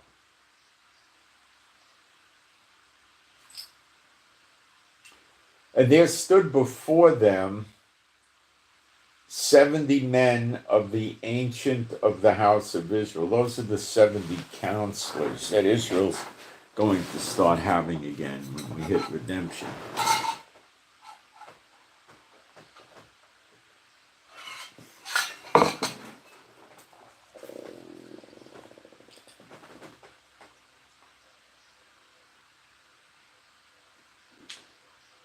And in the midst of them stood Jazaniah, the son of Shaphan. Now, we only read of him here. We don't know much else about him. And there's another guy also I'll point out. With every man his censer in his hand, and a thick cloud of incense went up.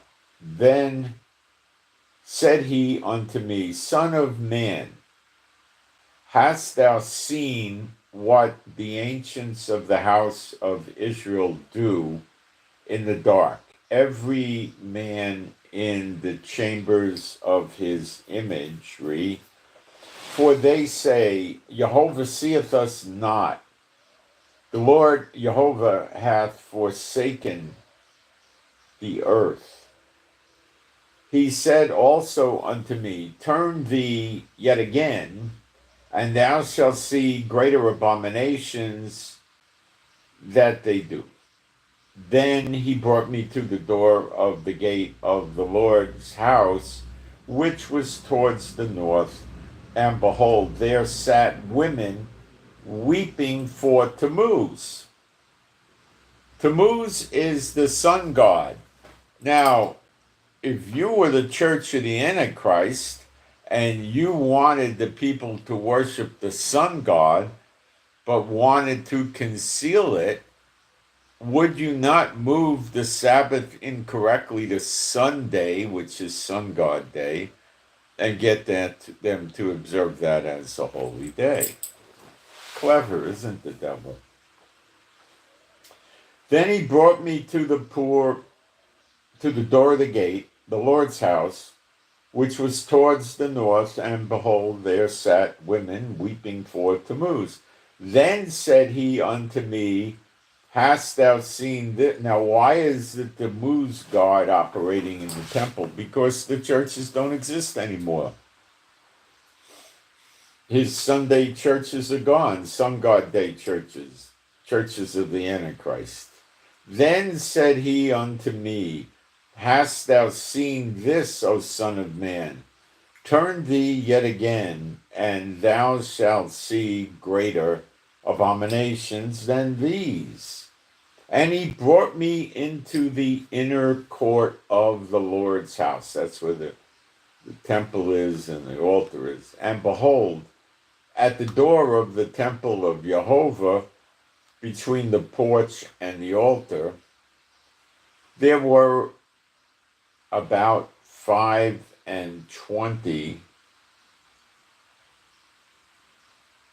men with their backs towards the temple of Jehovah and their faces towards the east, and they worshiped the sun towards the east. Tammuz, the Sunday church of the Antichrist god, whose mother is Esther, Easter. who have the Christmas trees, the December 25th idiots. Then he said unto me, hast thou seen this, O son of man? Is it a light thing to the house of Judah that they, I one time believed in Christmas too, so I shouldn't really say that, I'm sorry. Is it a light thing to the house of Judah that they commit the abominations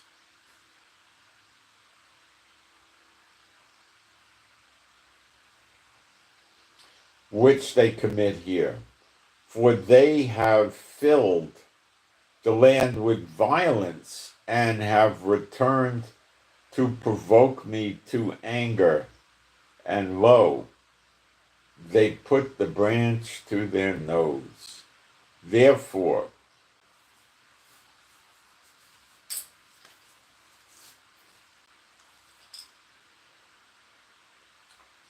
will I also deal in my fury? My eye shall not spare, neither will I have pity, though they cry unto my ears with a loud voice. Now you're going to see why the half of people never left Jerusalem. It's going to shock you. It's going to take you right into Revelation in your head.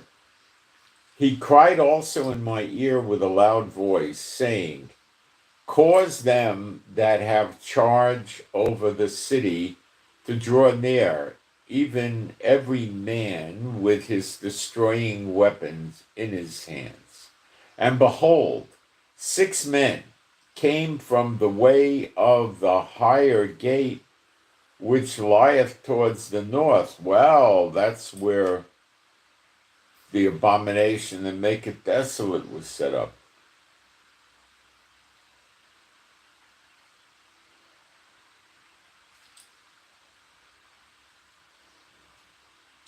And every man, so you had, behold, 6 men came from the way of the higher gate, which lieth towards the north. And every man had a slaughter weapon in his hand. These are angels. And every one man among them was clothed with linen. One was clothed with linen, with a writer's inkhorn by his side. And they went in and stood beside the brazen altar, the brass altar. We actually build the altar.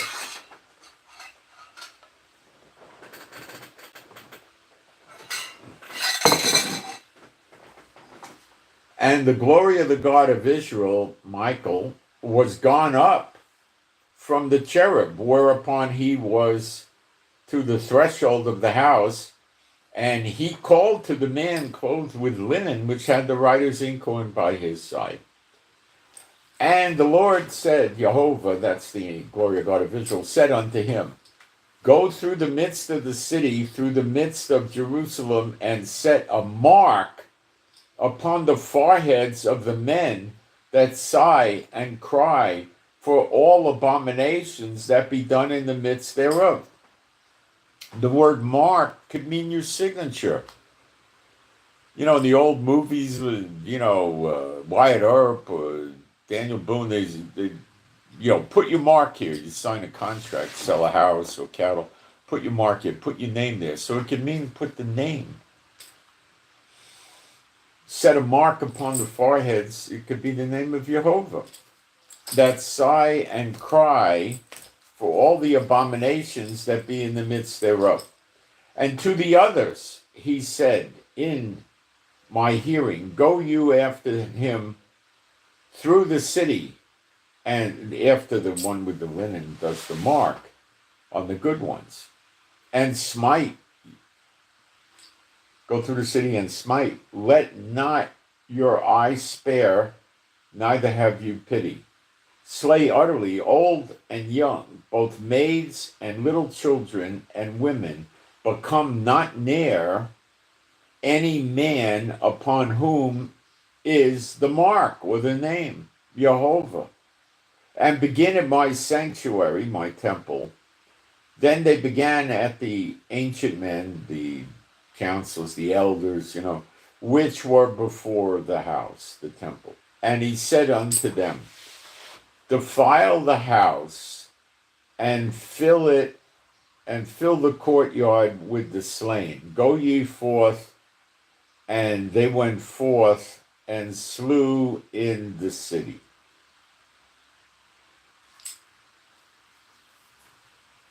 And it came to pass, while they were slaying them, and I was left, that I fell upon my face and cried, said, Lord God, Adonai Jehovah, will thou destroy all the residue of Israel in the pouring out of thy fury upon Jerusalem? And remember, the half never left Jerusalem. Half went into captivity, and it says the residue stayed in Jerusalem. They had the mark on their forehead, and it was the angels of the Lord, these 6 angels, killing the people, getting them to get killed. And come not near those with the mark on the forehead. So they just stayed there. Nothing was going to happen to them. Then said he unto me, the lawlessness of the house of Israel and Judah is exceedingly great, and the land is full of blood, and the city full of perverseness. That's Sodom and Gomorrah, I guess. For they say, Jehovah hath forsaken the earth, and Jehovah seeth not. As for me also, mine eye shall not spare, neither will I have pity, but I will recompense their way upon their head. And behold, the man clothed with linen, which had the inkhorn by his side, reported the matter, saying, I have done as thou hast commanded me. So the glory of God of Israel actually commands the angels. It's the great angel, Michael, the greatest of the angels. That's how I take it.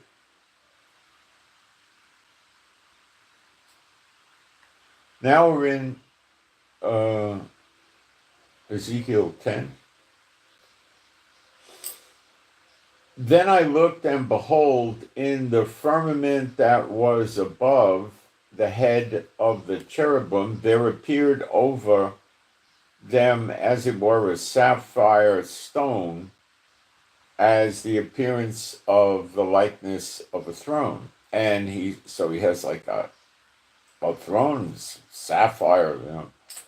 That sounds like when he was on the Mount Sinai, it looked like a sapphire color, And he spake unto the man clothed with linen, and said, Go in between the wheels, even under the cherub, and thy hand, and fill thy hand with coals of fire from between the cherubims,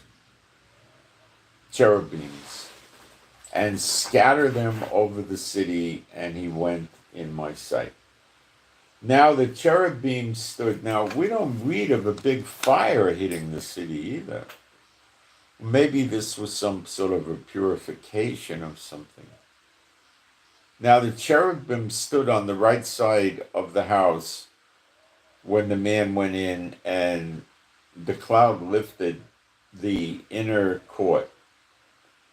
Then the glory of Jehovah went up from the cherub and stood over the threshold of the house.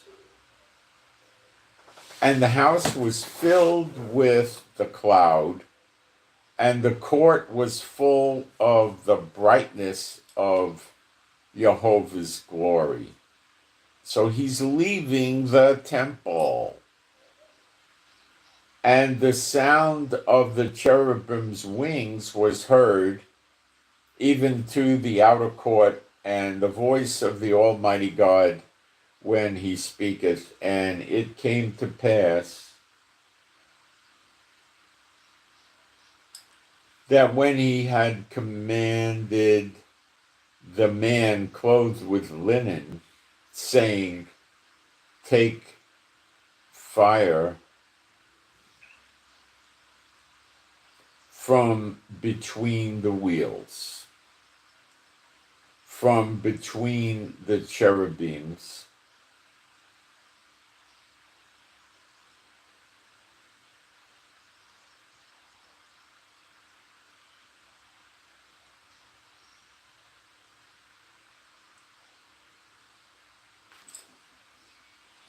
And then he went and stood beside the wheels.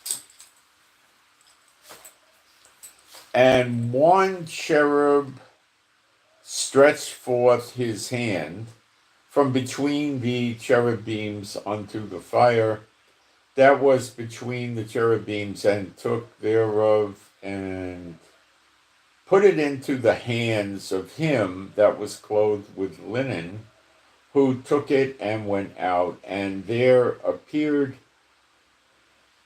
in the cherubims the form of a man's hand under their wings. And when I looked, behold, the four wheels by the cherubim, one wheel by one cherub, and another wheel by another cherub.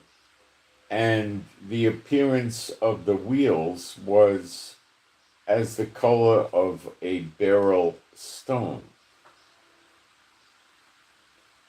And as for their appearances, they four had one likeness, as if a wheel had been in the midst of a wheel within a wheel. Then they went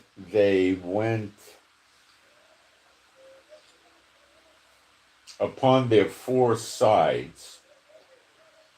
When they went upon their four sides, they turned not as they went, but to the place whither the head looked, they followed it. They turned not as they went.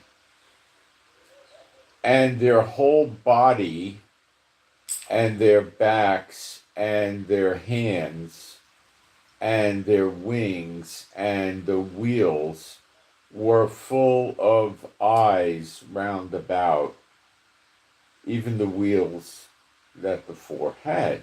Very interesting. For the wheels it was cried unto them,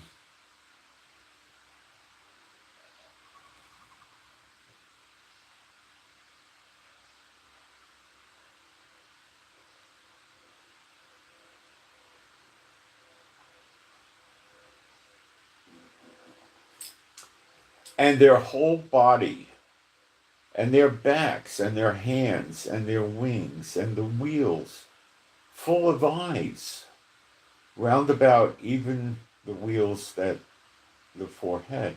As for the wheels, it was cried unto them in my hearing, O wheel. And every one had four faces, and the first face was the face of a cherub, the second the face of a man. So a cherub's face isn't that of a man. We'll find out, I'm sure, down the road. And the second face, the face of a man, and the third face, a lion, and the fourth, the face of an eagle. Interesting. And the cherubims were lifted up. This is the living creature that I saw by the river Chabar. Now, I guess that the wheels and all that stuff were living too. Had eyes. I don't know how else to deal with it. And when the cherubims went, the wheels went by them. And when the cherubims lifted up their wings to mount up from the earth, these same wheels also turned not from beside them. When they stood, these stood, and then they were lifted up. These lifted up themselves also, for the spirit of the living creature was in them. Then the glory of Jehovah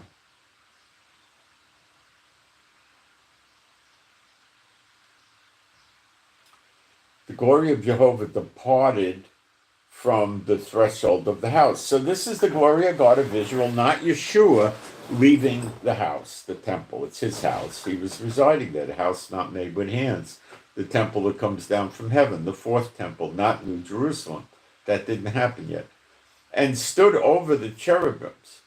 And the cherubims lifted up their wings and mounted up from the earth in my sight when they went out the wheels also beside them. And everyone stood at the door of the east gate of the Lord's house.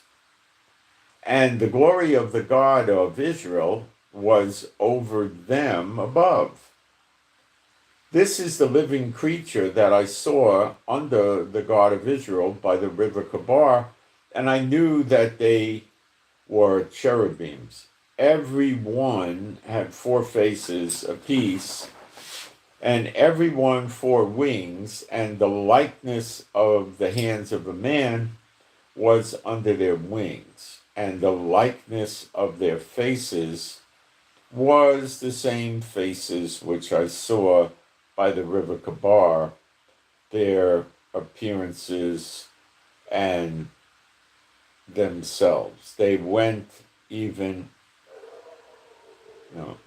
every one straight forward. Now, you can read about Ezekiel's experience by the river Kabar in the Babylonian captivity in Ezekiel chapters 1 and 2. You may want to do that. It's interesting reading for sure. Now, let's get into the real good stuff you're waiting for. It's all good stuff, really.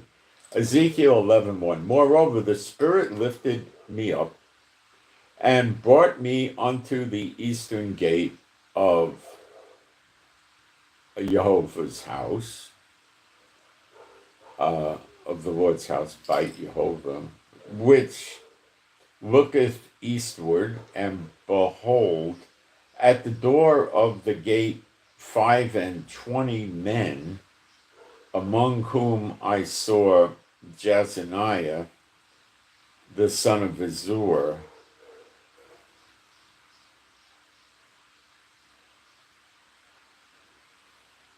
and Pelatiah, the son of Benaiah, princes of the people.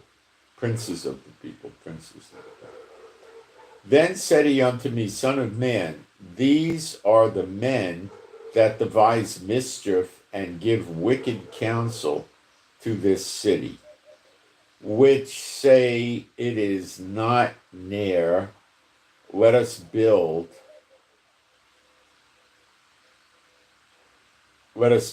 houses.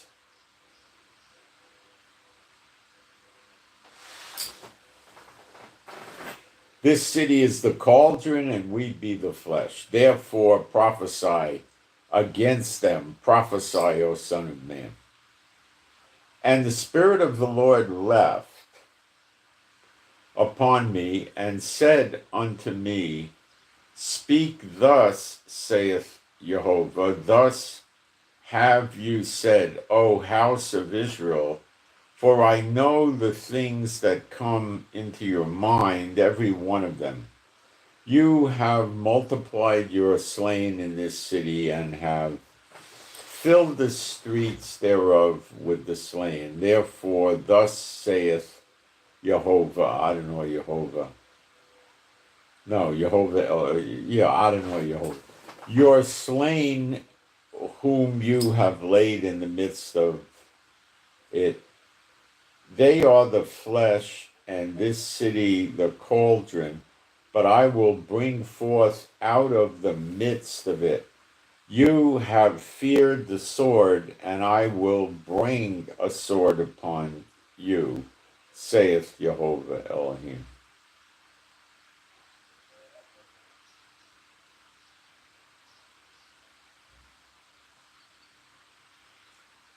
Saith Adonai Jehovah.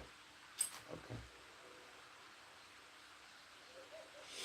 And I will bring you out of the midst thereof, and deliver you into the hands of strangers, out of the midst of Jerusalem, deliver you into the hands of strangers, and will execute judgment among you. You shall fall by the sword. I will judge you in the border of Israel, and you shall know that I am Jehovah. This city shall not be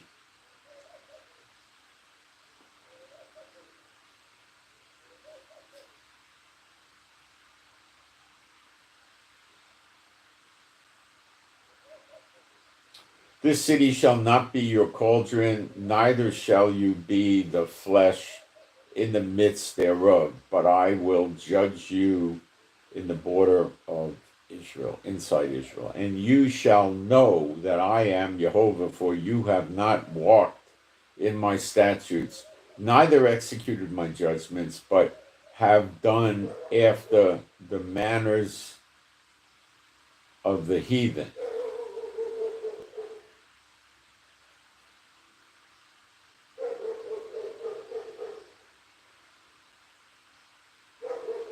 Manners of the heathen that are round about. They're behaving like the nations around us. The heathen, actually.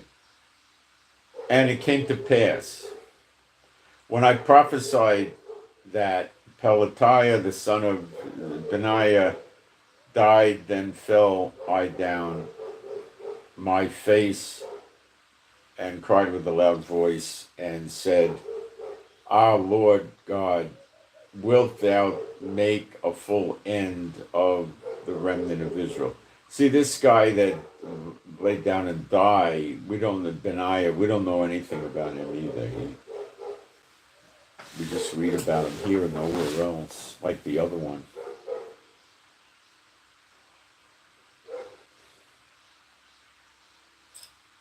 So they're not from the past, because you can't find them anywhere. Again the word of the Lord came unto me, saying, Son of man, thy brethren, even thy brethren, the men of thy kindred, and all the house of Israel, holy are they unto whom the inhabitants of Jerusalem have said,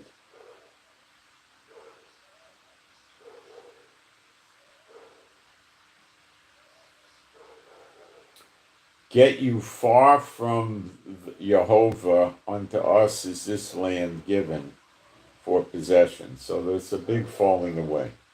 Therefore say, thus saith Adonai Jehovah, although I have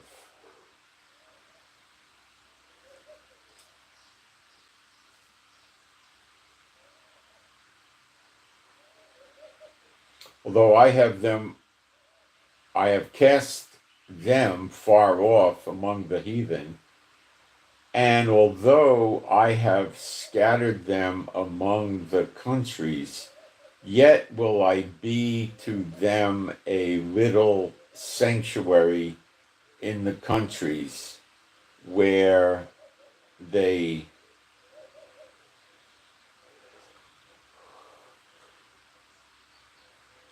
shall come. Therefore say this, saith Adonai Jehovah, I will even gather you from the people and assemble you out of the countries where you have been scattered, and I will give you the land of Israel. This is happening in our fairly immediate future, the great Exodus. And they shall come thither, they shall come thither. They shall take away all the detestable things thereof, and all the abominations thereof from thence. And I will give them one heart, and I will put a new spirit within. This is the everlasting life within you. And I will take the stony heart out of their flesh, and will give them a heart of flesh, that they may walk in my statutes and keep my ordinances and do them.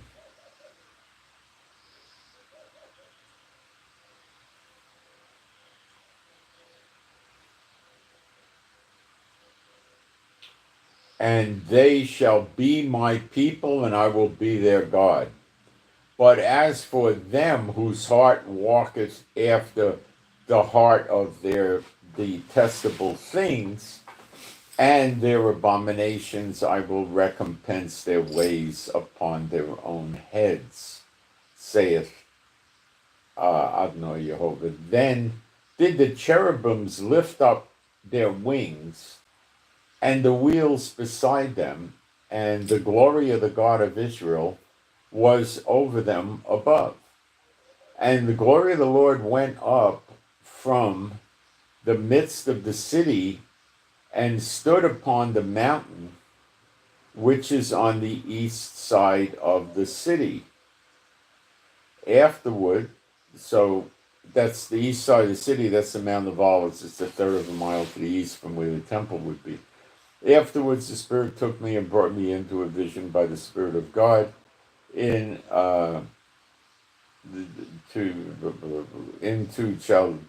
Chaldea, to them of the captivity. So the vision that I had seen went up from me.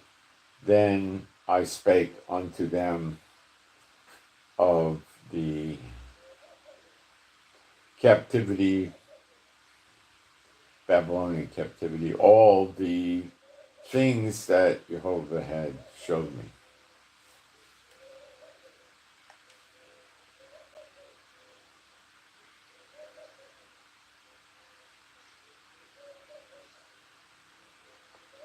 And they never want to talk about this.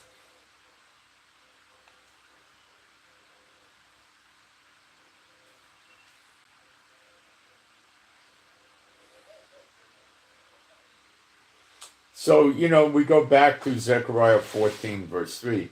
Then shall Jehovah go forth and fight against those nations, those heathens is what it says, as when he fought in the day of battle. But Yeshua never fought in the day of battle yet. He will, but not yet. And his feet shall stand in that day upon the Mount of Olives, which is before Jerusalem on the east. And there you have it. That's the glory of God of Israel. And any of the idiots with the big buildings is trying to tell you it's Yeshua, and you're going to follow him. The blind leadeth the blind, they both go into a pit. Why do you want to follow a jackass like that? Church to the Antichrist. They have another Jesus, another gospel, and they receive another spirit. 2 Corinthians 11:4. So you've got the true gospel. What are you going to do with it? Disregard it? Reject it? You're not rejecting me because I'm just reading the scriptures. You're rejecting the scriptures, and Yeshua says, if you reject knowledge, he'll reject you. So it's all there in front of you, and what do you want to do? You have like a bifurcation. You've got this path, straight and narrow, which leads to paradise in heaven with God the Father and Yeshua forever and ever and ever and ever. You have this other path, which leads to hanging out with Satan and the fallen angels forever and ever and ever in the lake of fire. Well, what do you want to do? You can't go to heaven with a phony gospel. You can't preach incorrect doctrine and expect to go to heaven. There's no scriptures. You're preaching scriptureless doctrines. That's the church of the Antichrist. Where are the church going up and coming down as gods? Where is it? We missed all that. What happened? Because it never existed to start with. 4 times Yeshua said the going up to heaven, the rapture is on the last day. That means there's no more days. Millennium's over, Satan's released, gathers them like the sand of the sea around Jerusalem, New Jerusalem. Father God comes down from heaven, burns the whole universe up. We meet him in the air. There's nowhere to stand. We go up on the clouds to heaven. And also the dead rise too. The dead in Christ rise. Where is this garbage coming from? It's like it came out of a Marvel comic book, or maybe I shouldn't say that. How about DC comic books? Is that better? It's fiction. Fiction. The church of fiction. The church of the Antichrist. The church of the other gospel and the other Jesus. Their Jesus is the sun God. He's very comfortable with moving the Sabbath to the Sunday. How can you change the Sabbath? That was in the day when Jehovah rested after he made the creation. In 6 days, he rested on the seventh. That date can't change. Yet they change it and move it to Sunday, Sun God Day. And the people put up with this. They're crazy. Or are they just not the elect? They're not the elect. Many are called, but few are chosen. They hear the call, but they're not chosen. So they go through the motions like the tares in the wheat in Matthew 13. They ain't the wheat. They're the tares. On the outside, they look like they're the wheat, but they're not. They're not. You're just not seeing their full nature, that's all. They don't got it. No.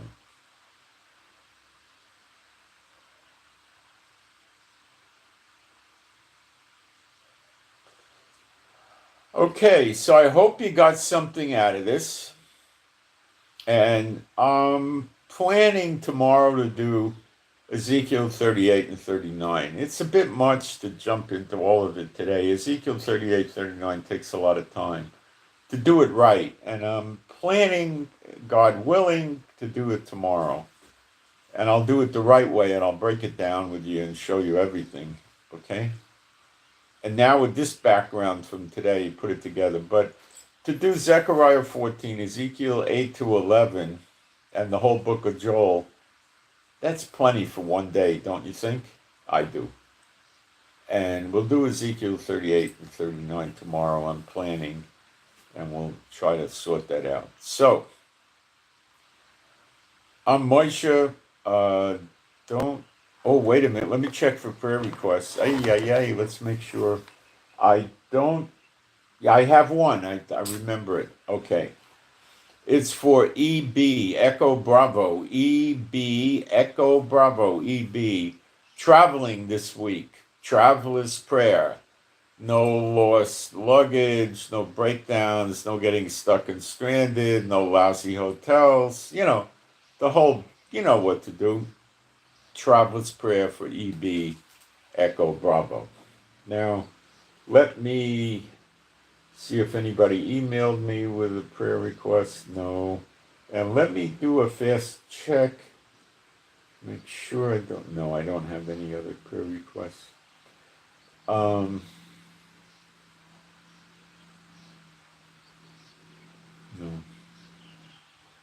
So please pray for me and my wife. Pray for our peace, safety, protection, joy, and healing of our bodies. Pray for the peace of Jerusalem.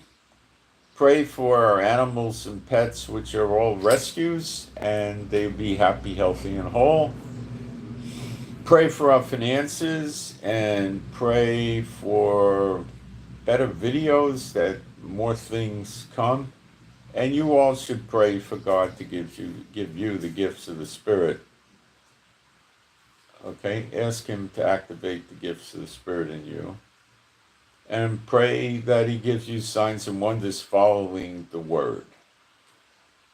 Signs and wonders follow the Word if you speak the true Word. If you speak the Church of the Antichrist Word, no signs and wonders are going to follow you. Just doom and gloom.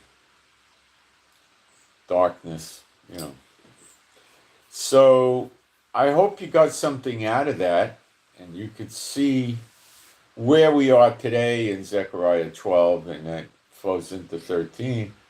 And as I've shown you, the first 70 has passed. The second 70 of Daniel 9:24 starts with the appearing of the sign of the Son of Man in the clouds, where the moon goes to blood, the sun goes dark, previous, and Yeshua and Father God Jehovah appear in the clouds, the trumpet blows, we get redemption, everlasting life, the second Exodus begins, and that's the 70-year testing of Israel. So the dry bones are going to get tested.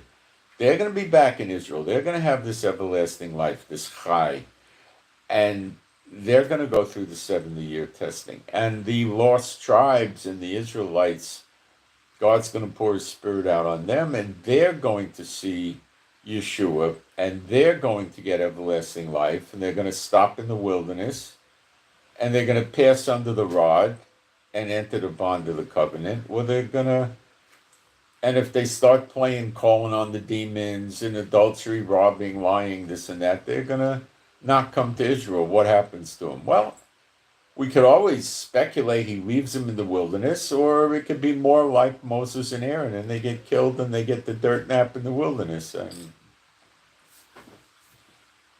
probably the dirt nap in the wilderness, but it could be he just leaves them there. But it does say they never come to Israel. It's probably the dirt nap. So they don't make it into Israel. Okay?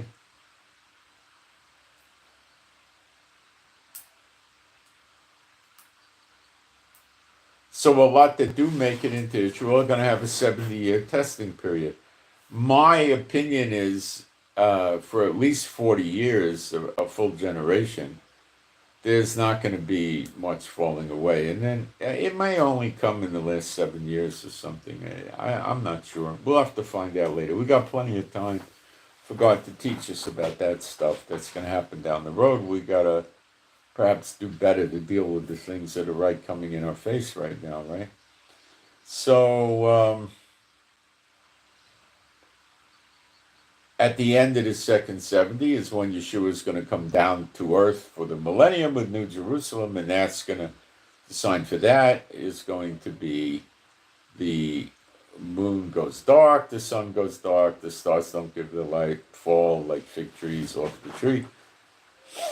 Then he comes down, riding on the horse with the garment stained red, with a double-edged sword out of his mouth, with the angels of heaven on their sword, on their horses, and that's when he gets rid of the bad ones, and then New Jerusalem comes down, and we go for the millennium.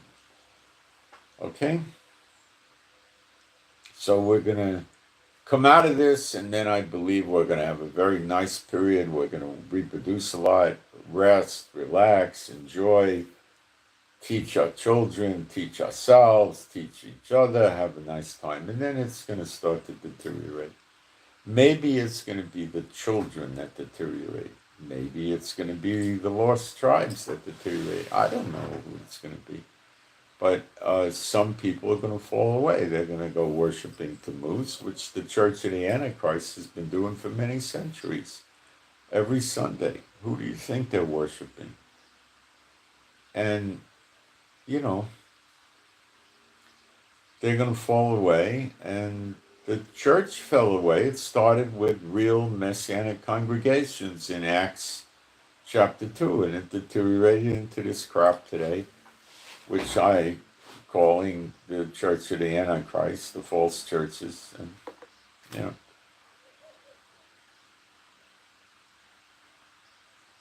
Come out from among them.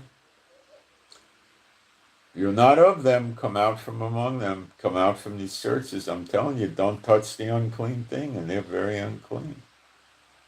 Okay, you're getting a false, lying sense of security. You're going to get shattered. And those of you, the Trump aficionados, if there's still any left, boy, I'd say by the end of the summer, people are going to wish they never heard the name Donald Trump. Okay, so I send my shalom to all those who love Yeshua HaMashiach, and I am out. Thanks.